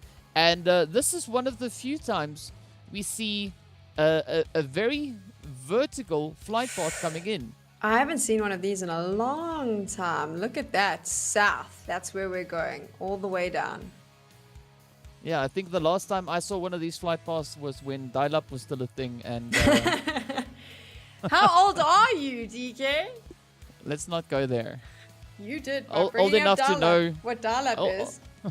Old enough to know what dial-up is and what it sounds like and how slow it was and how riveting, and suspenseful it was. The more you talk, the more you're digging yourself. If you had a pan, you would just be using it to dig yourself into a hole. I'd be running around trying to hit people with it. You'd be digging your hole. I'm going to be interested to see where the zone pops based off of this flight path, though, if I'm honest. Yeah, I mean, like, whichever way it goes, I just hope it's not south, right? I hope it's not south. Why? Like, I'd be super satisfied with the northern zone or anywhere else but south, right? That is what I would be super satisfied with. All I want is a military circle. No. Yes! See? But that's how it works. You got to say what, if it is what you want, you say you don't want it, right? Because then the PUBG gods listen. And they go like, oh, you don't want south? Great, we'll give you south. Here you go. So I would like this to end on military, but that doesn't happen often. So fingers crossed. But for now, this is an interesting one, obviously. And you can see some of the teams choosing to drop on military. The chances of it being a military circle are slim to none. And I think what we need to talk about, though, is the 2022 PMCO spring registrations that are open now, because this is an opportunity for more players to compete and more teams for us to commentate on. Yeah, as we know, like the registrations, they close on 13th. So be sure to check out the link in the pinned message in the live chat. Get your team registered. We'd love to be commentating on you participating in these events as well. And who knows, maybe we even see you playing in PMPL. Then we get to commentate you. It'll be fun. If you are in the chat, we want to make sure that you get rewarded as well. So don't forget to answer that live chat question so you can be part of the lucky drops. You saw them up on your screen a little bit earlier. Here is Mad Knight, our absolute favorite. Are they going to go for that first early engagement? Look, it looks like they're going to. I think this is just their thing. Maybe this is their style, that they want to take these early fights. I mean, I can sit here and break down why I think it's a bad idea, but then they obviously proved me wrong on Sanhok. But it looks like, and it's 1 Million Esports, a team that we've seen them battle out with once before. It looks like there's going to be a battle. Is there going to be a battle? That's my question. Now I'm watching very carefully to see if they've seen each other and if they're going for the fight. Mad Knight and me and myself are never going to get, we're just never going to see eye to eye on this. Yeah. I mean, like, well, at least you can give them points for persistency, right? Consistency as well. They consistently go for the first fight. It hasn't worked out well for them 90% of the time, but consistently that's their game. Or maybe it is just a matter of the fact that they tend to drop in similar loot spots to other teams, and then they're contesting all the time. I mean, that's something that I also think maybe I haven't really I've sat ranting, but the truth is this could just be a matter of them choosing to drop in the same places as other teams, and that's more than understanding considering we haven't really seen them in a super weekend before. Maybe it is a matter of just they constantly find themselves contesting. DK. It could be. I mean, it's difficult to say because we're not in on the comms. We can't hear what the conversation is that's going on. You know, it could be one of many things. Maybe they were just like, you know what, to heck with it. We're gonna drop down in Pachinki, look to get into a little bit of a sweaty engagement, and you know, whoever else is there looking to join us for the party, step up. You know, the door's open. You're welcome to join. Please just don't send us back into the lobby. If you do, we'll try and avenge ourselves and, you know, retaliate or whatever it is we want to call it. But yeah, ideally, either of these teams, they should either decide to push or disengage, because, you know, having a bit of a siesta on Pachinki, I mean, there's probably a time and place for that. I'm not quite sure whether or not it would be the time and place in the first phase or maybe the second phase. You don't know. But ideally, we want to see those rotations come out. We want to see the teams being lively, and, you know, Mad Knight, they need to push for a little bit more points. They definitely need to push for a lot more points. I'm just watching some of the movements while these teams set themselves up. We're busy waiting to see if Mad Knights and 1 Million end up battling. But while we're doing that, I do find it quite interesting that Super Young Stars and Intruder are choosing to stay on military and haven't moved out yet. The zone will pop very soon, and that will potentially determine whether they've made the right choice to hang out there. Normally, I find it's better to loot military and then get the hell out as fast as you can, because if the zone shifts, you don't want to be stuck there, because the moment you cross the roads, you're going to get caught out. Ooh, there are bullets, there are gunshots, and we've already started with the fights. It wasn't Mad Knight firing the first round. Look at that. It's Virtual Gaming and Team Unique. Yeah, the trigger discipline paying off over in Pachinki, but up in the north, just south of Saverni, it is going to be a fight to the finish between Unique and the players here of Virtuals. You can see Petrox starting the party off onto Skirp. The first hit coming in, some really well-made connections, but now Winky also going to be sending out a quick, a little bit of a deterrent, trying to halt those advances coming through from Virtual, but Alpha Luigi will have none of that as the first knock comes on in over onto Winky as well. Now it is up to Chills and Exist looking to find their way around, but also they now need to potentially look at prioritizing positioning back in towards the zone, because they don't have the numbers advantage anymore, and they're also getting hunted by Virtual Gaming. 100%. This is a smart move. Disengage, get out. Virtual Gaming, though, is like, no, you don't get to run away. You shot at us. Come back and play. That's what they're going for it. They are literally going a hunting, which is obviously going to affect Unique badly. I think Unique may have waited too long to disengage from that fight.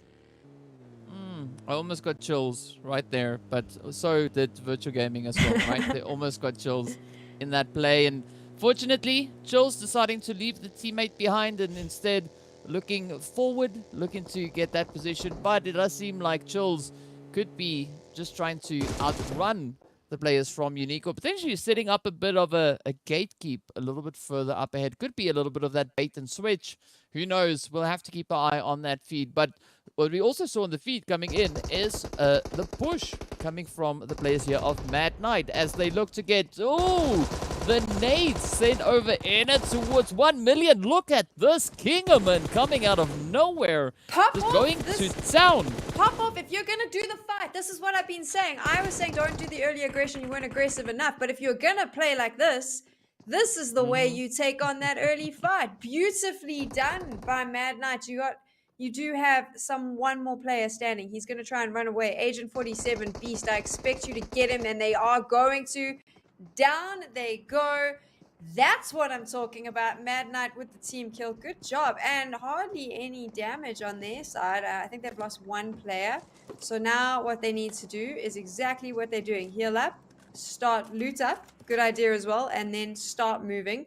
But good. Be aggressive. Be aggressive. I think I stole that from a cheerleading movie.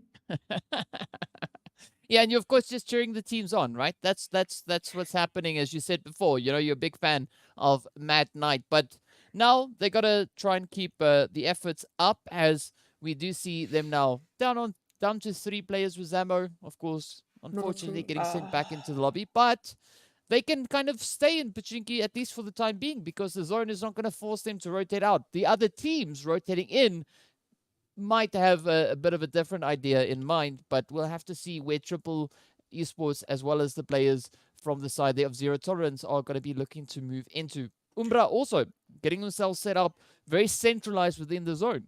So if I were a fortune teller, I would predict that the zone will finish to the final zone will be up towards the north. I don't think it's going to go south. I think it'll carry on going north from here on out. What I do think is interesting, though, is currently where G3 has set themselves up. They are just on the other side of the bridge, and we saw them a little bit earlier where they had kind of positioned themselves, which means Intruder's going to have to, which Intruder's done, they've jumped into a vehicle, are going to have to face off against G3 if they want to find their way back into the zone. So this is going to be really interesting. I think now it's just going to come down to everyone moving in, right? So what you want to do is try and figure out the best possible spot. For me, if I were to take a gamble, I'd say go finish up towards the north. We can see one of the loot crates there. I normally feel that they kind of give you an indication of where it might end up. Of course, this is my very illogical opinion, but follow the loot crates.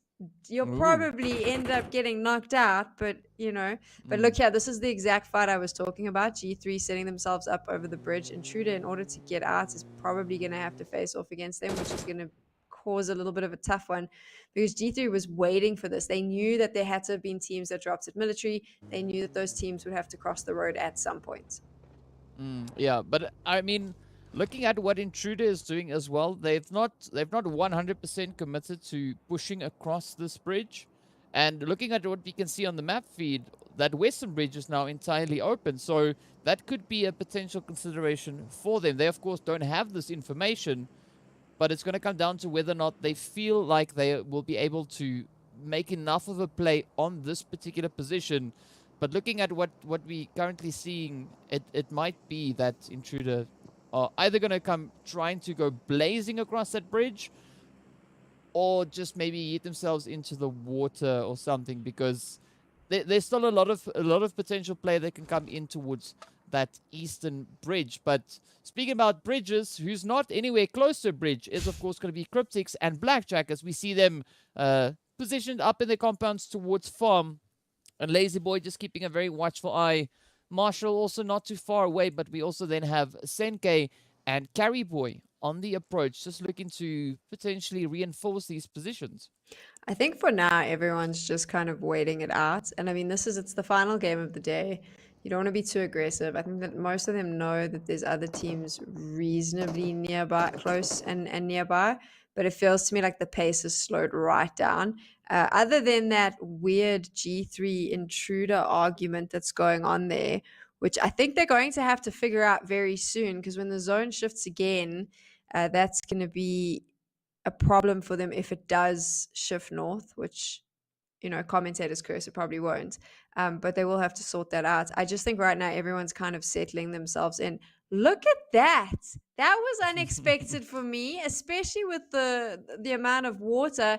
This is going to change it up completely, DK. So here's what's going to happen. One, Intruder now has to get over the bridge. I don't think they can swim. There's too many teams coming in. They start crossing that water. Everyone's going to see them, and it's fun to shoot people in the sea. They need to cross the bridge. G3 set themselves up really nicely. 2 of their members are in vehicles. They're moving out. The other 2 are going to sit on the bridge because they know what's coming. This is going to be really interesting. Also, because of the water, obviously, the play area is even smaller. So we're going to get some fun shootouts coming our way, which is exactly what we want. It's the last game of the day. I want lots of hype and excitement and chaos. Yeah, well, whichever way we look at it, Intruder will have to get over it, right? Be it over the bridge or that position, they will just have to do something. And now looking over onto the western side, this is where things are going to get a little bit hot and sweaty, right? We got Umbra, we got SWAT 69, we got Super Young Stars, we got Triple Esports, all of them in the vicinity here. So there's going to be quite a bit of tensions building here. How long were you sitting on the get over it joke, waiting for me to finish so you could drop it? I could hear it in your voice. You were so excited. You knew it was coming, and you couldn't wait to share. I know. And also, there's no one wants to share here, though, to be fair. If you take a look at these teams, everyone kind of wants to bully their way into the space. They all know that there's someone else there. So we're going to see a lot of these fights, I think, because the space is smaller. Oof, that is a really... I'm a big fan of nades. Explosions are fun. I like a well-placed nade. Yeah, they're the bomb, hey? But now, of course... No! DK! Oh my gosh! Gonna be trying to close it up as well. To answer your other question, it was a spur of the moment thing, as many of my puns are. But, you know, it's just one of those things. Now, Umbra, Morteza, sending one out. What I'm really satisfied to see, looking at Morteza, is that in league play, Morteza was the bullet magnet, right? All the shots that came onto Umbra first and most of the time went straight on towards Morteza. This time around, an entirely different situation, but a good push, a healthy amount of pressure being applied here by Umbra onto the players here from SWAT69 now. So while we're watching this battle on your screens, I can confirm that G3 Temper moved away from the bridge. Obviously made a decision that it made more sense to move into the center of the zone as opposed to wait for Intruder. So Intruder has been able to cross the bridge. That's something that you need to know just because we were focusing on that quite a bit. But right now, Umbra, with the utils going through the windows, trying to hit someone or do some damage. So far, though, no luck. Yeah, and there's not going to be much luck just yet between SWAT and Umbra. As we can see, both teams still looking to hold onto the building. They don't want to let it go, seeing that it is also now situated within zone. So it still continues to be a good investment. But it does seem like Umbra are going to be trying to push up as aggressively as they can. As you can see, Morteza now coming through with some blazing spray downs. Fash also goes down, and it now turns to El Chapo. Try and bring in the final few efforts, but Umbra so close to getting that full entire squad wipe. El Chapo coming under some severe fire. Will he be able to out-dodge them? That's not even a word, but let's see whether or not he'll be able to do it as the shots continue to come on in, and unfortunately SWAT69 gets stopped right there as Triple Esports actually comes in with a beautiful off-angle play, but they've also lost Thor in the rush on in. Mad Knight right behind them. And the same can be said there for Unique as well. SWAT69 is going to be bitterly disappointed with that after such a strong showing, starting the day with donuts, finishing on 50 points. They would have wanted a bigger finish here at the end of today, so they won't be too happy with that. But unfortunately, that's what happens when we're PUBGing. And now we go straight back into the action.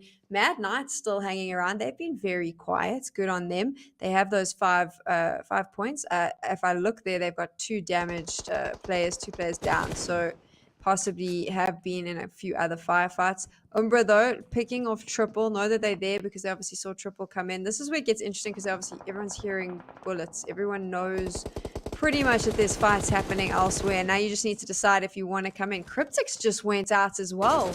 These are all the names we've seen up at the top. Team Unique. These are all the names that were sitting at the top. This looks like it's going to be a very different top 4 to what we're used to, maybe. Yeah, viva la resistance! The teams look to make a bit of a stance here, of course. AWAM, ooh! That molly didn't really go according to plan, as that, I don't know if that was self-inflicted or at the hand of Umbra, but either way, Umbra are going to be looking to capitalize on that as AWM now gets ended rather abruptly. But fortunately, it is a few additional points on the board for the side there of Umbra. Mad Knight, meanwhile, now trying to still find their way up in towards the zone. Triple Esports coming under some severe fire. As you can see, their last hopeful from Mar, trying to shoot from afar, holding that rather more a ranged assault, but a quick crash coming in now from Mad Knight as they step up to the compound. But unfortunately, Umbra was ready to welcome them in and, of course, warmly sends them right back up in towards the lobby. Wasted now getting traded off as well. Some really interesting shots coming in there from Mar. I loved that crash from Mad Knight. Umbra saw them and said good night. I don't know why they did that. Why they drove in and jumped out of their cars like that to have that fight very quickly taken down. Especially when it was very clear that this fight was happening between these two teams. But I suppose I will never know when we take a look now. Umbra's playing very aggressively. DK, I think they want to give you that chicken dinner, because they are going full ham with any team that comes near them, as we just saw with Mad Knights, who are going to be I don't think they'll be too disappointed. I mean, 6 points is 6 points, but I do think that they could have done a little bit better. And as I say that, the zone has adjusted. What do you think of that? Oh, I mean, that looks pretty great for G3 and Zero Tolerance, right? But there's still a nice rotational path for Umbra and even Miramar to take up in towards the zone. Same can be said for Super Young Stars, but it's all going to come down to first come, first serve, because the first team to move into the available compounds within the zone, as we know, it won't be Slime. But the first team to do that, they could find themselves in a very advantageous position. And of course, we did see the players there from Slime also now just getting set on fire, making their way back into the lobby. Blackjack with a little bit of a delayed rotation here. Only a few moments left before the blue zone catches up to their current position. But in the meantime, they are going to be aiming all their efforts onto the players here from Intruder, who are looking to quickly come dashing into a more established position, but trying to stop along the way. And this is kind of what Blackjack was hoping for, I guess. Possibly what they're hoping for. I think what's really interesting here is how all these teams are engaging with one another across different directions. So there isn't like a clear, this is a one-on-one fight. That they're all sort of taking a shot and giving it a chance. You can see Lusail coming in now. You've got all of these teams around each other, and they're all just kind of trying to get the kills. I think this is a points hunt now for a lot of these teams, and they want to fight. That wasn't a great nade. Was that his nade that got him there?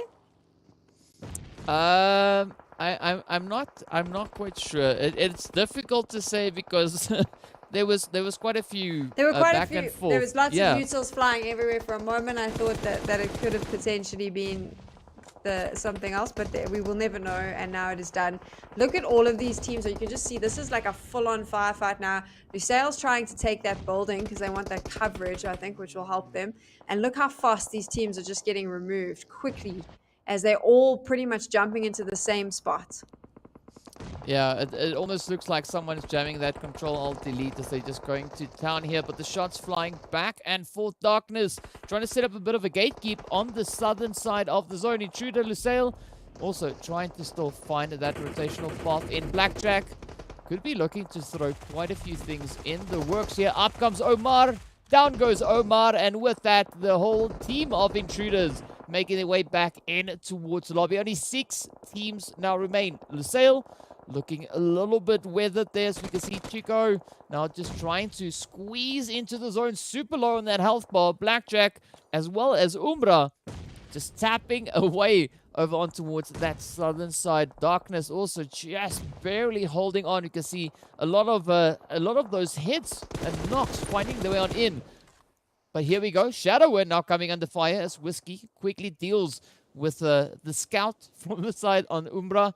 But I'm curious to see what PRZ, Morteza, and well, the rest of the team are going to be bringing in here, because, you know, there's not a lot of options really with regards to positioning coming into the zone. And G3, they just looking absolutely golden, but already Umbra sitting on 14 eliminations, so they are going to be looking to clean this entire lobby out.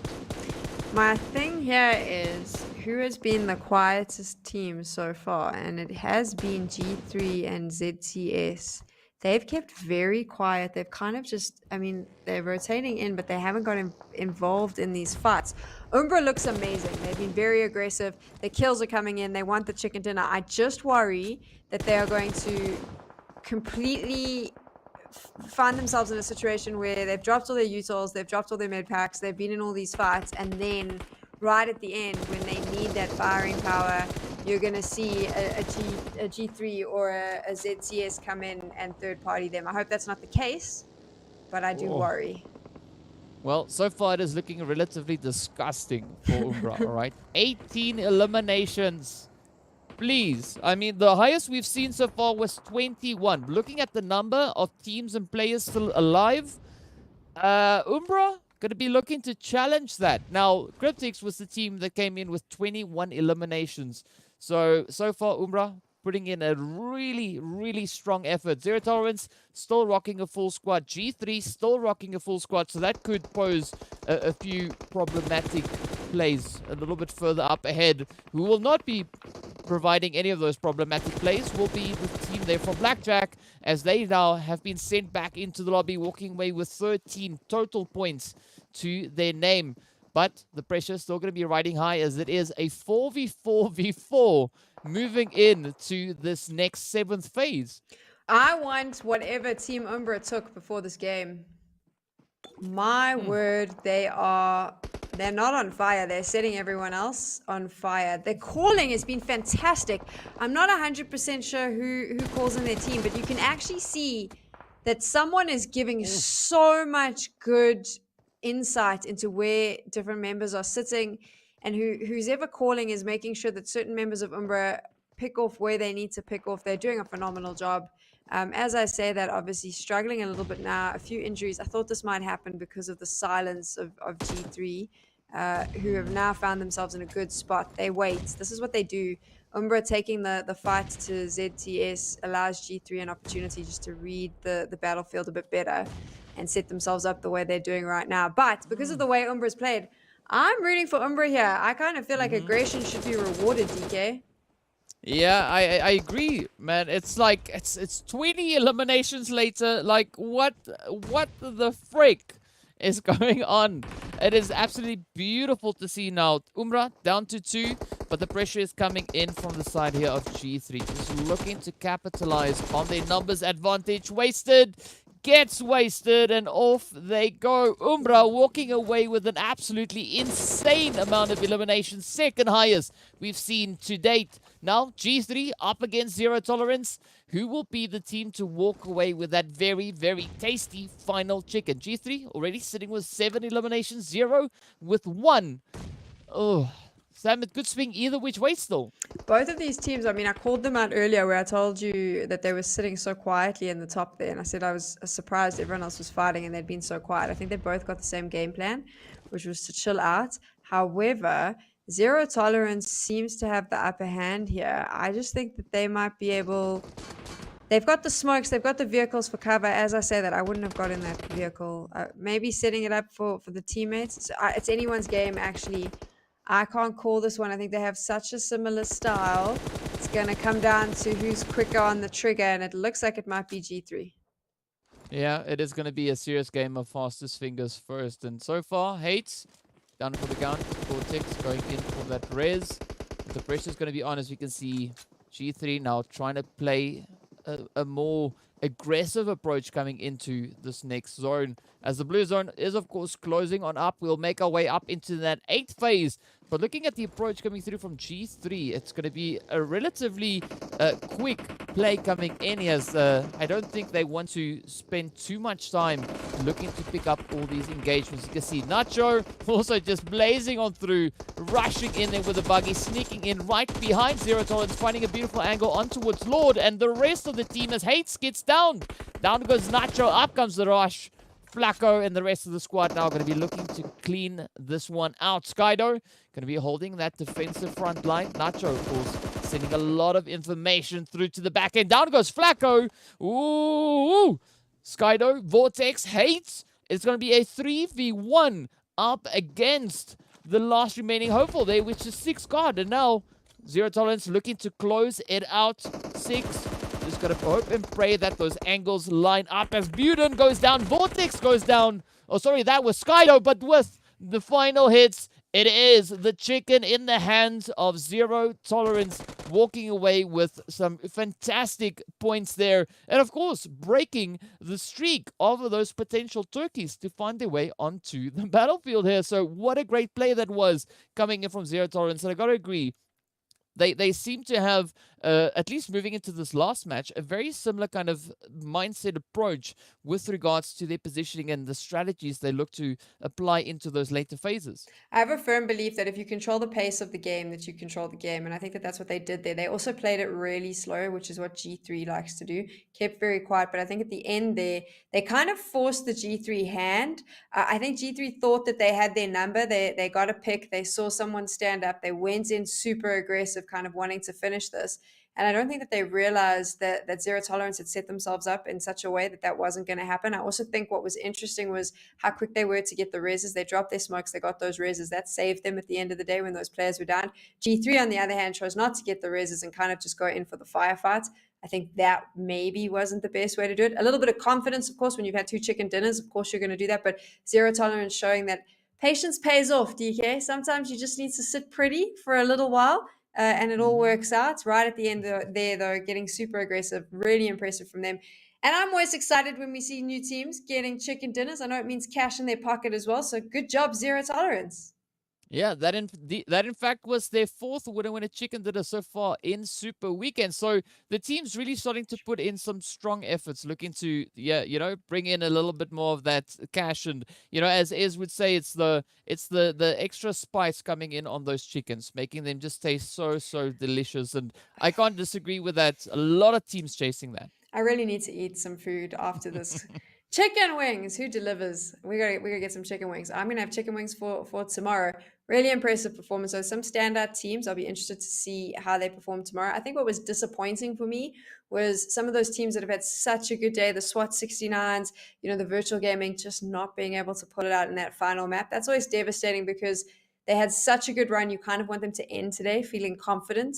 Whereas now they're probably going to end today feeling a little bit despondent. I hope that's not the case because, of course, that's where the fun is. That's where we're focusing, those teams and who's going to make it through to the top 16 and ultimately the finals.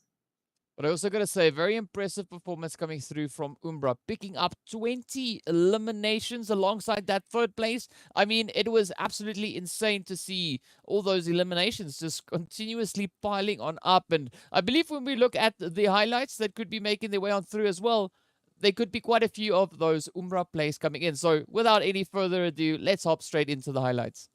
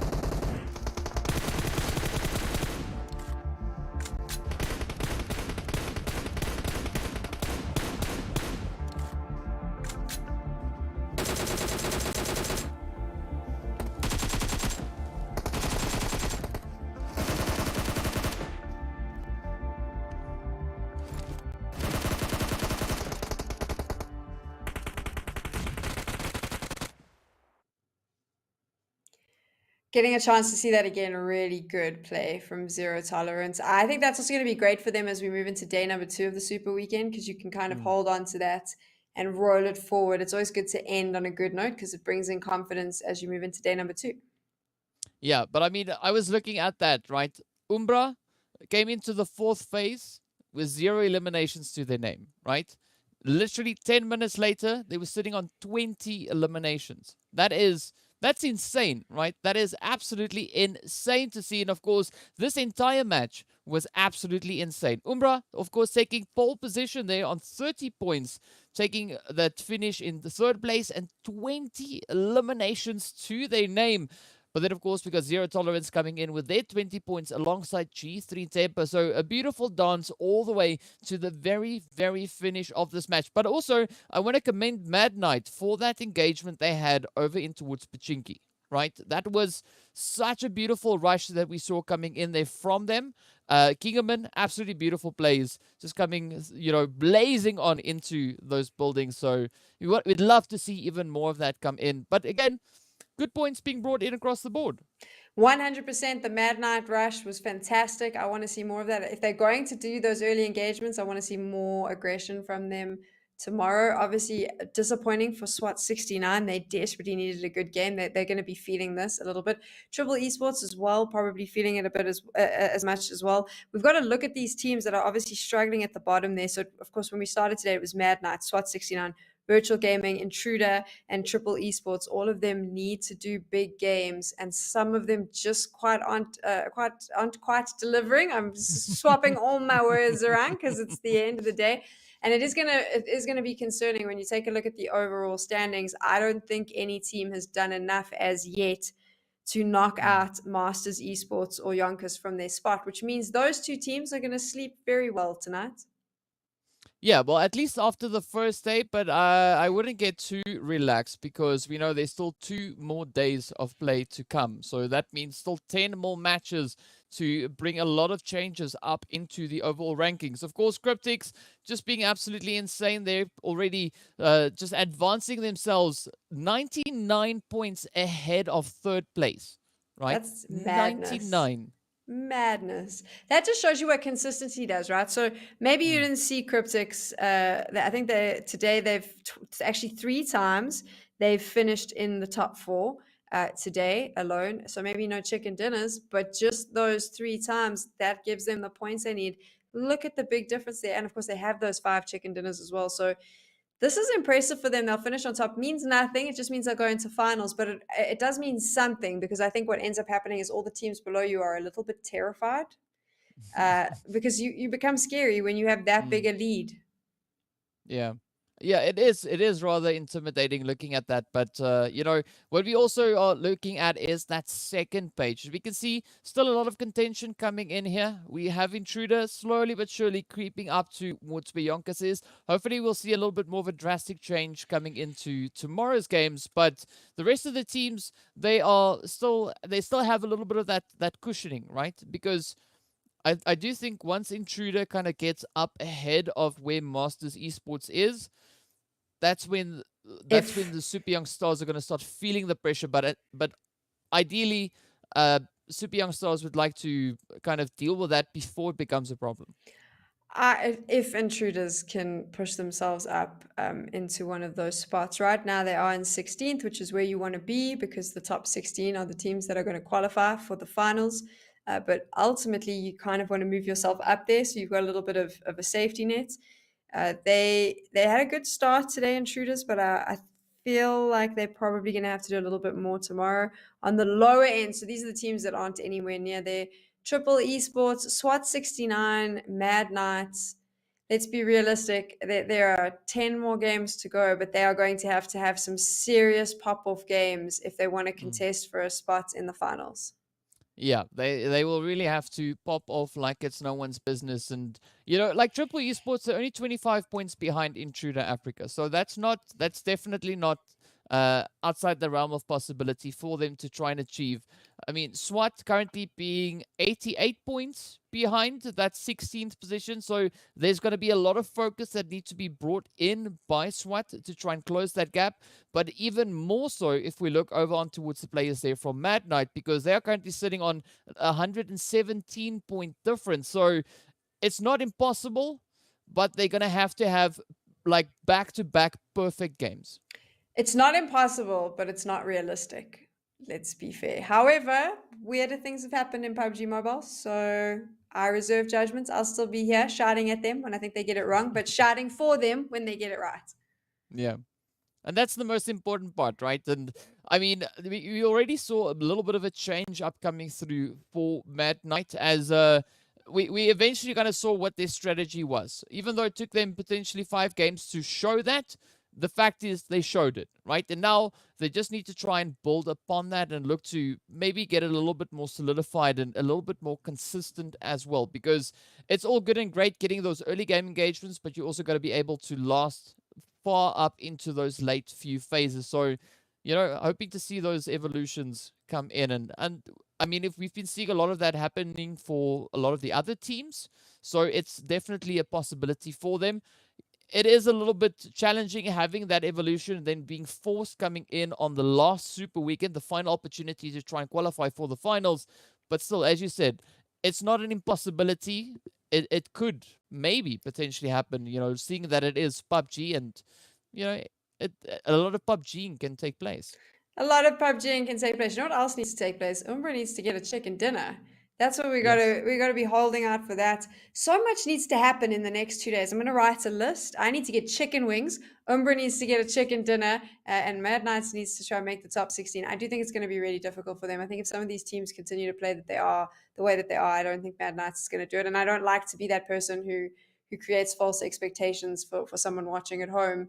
But I would like to see them improve. I think that they've really showcased that they can be better than what we've seen, and I'd love to see more of that as the weekend progresses. Oh, well, as the weekend progresses, there's going to be a lot of action coming through on the battlefield. But of course, we have to take a quick moment to give a shout out to one of our sponsors, and that is going to go straight over to Oppo. So, with upgrade performance and upgraded fun, celebrate your winning spirit with a brand new Oppo Reno 6 series, the designated smartphones for PUBG Mobile, Middle East, and Africa esports in 2022. Now, Sam, I don't know about you, but in my opinion, first day, it was pretty grand, right? We had 2 teams coming in with back-to-back chicken dinners. We had a 30 bomb being dropped at the hand of 20 eliminations being acquired. Umbra coming so very close to finding one of those winner chicken dinners. But who knows? Maybe day 2 will be a little bit better. I think day 2 can only get better because the spice has dropped and it's got to get spicier. That's how this goes, and I'm looking forward to it. What incredible PUBG Mobile action we got to see. What an incredible level of competition.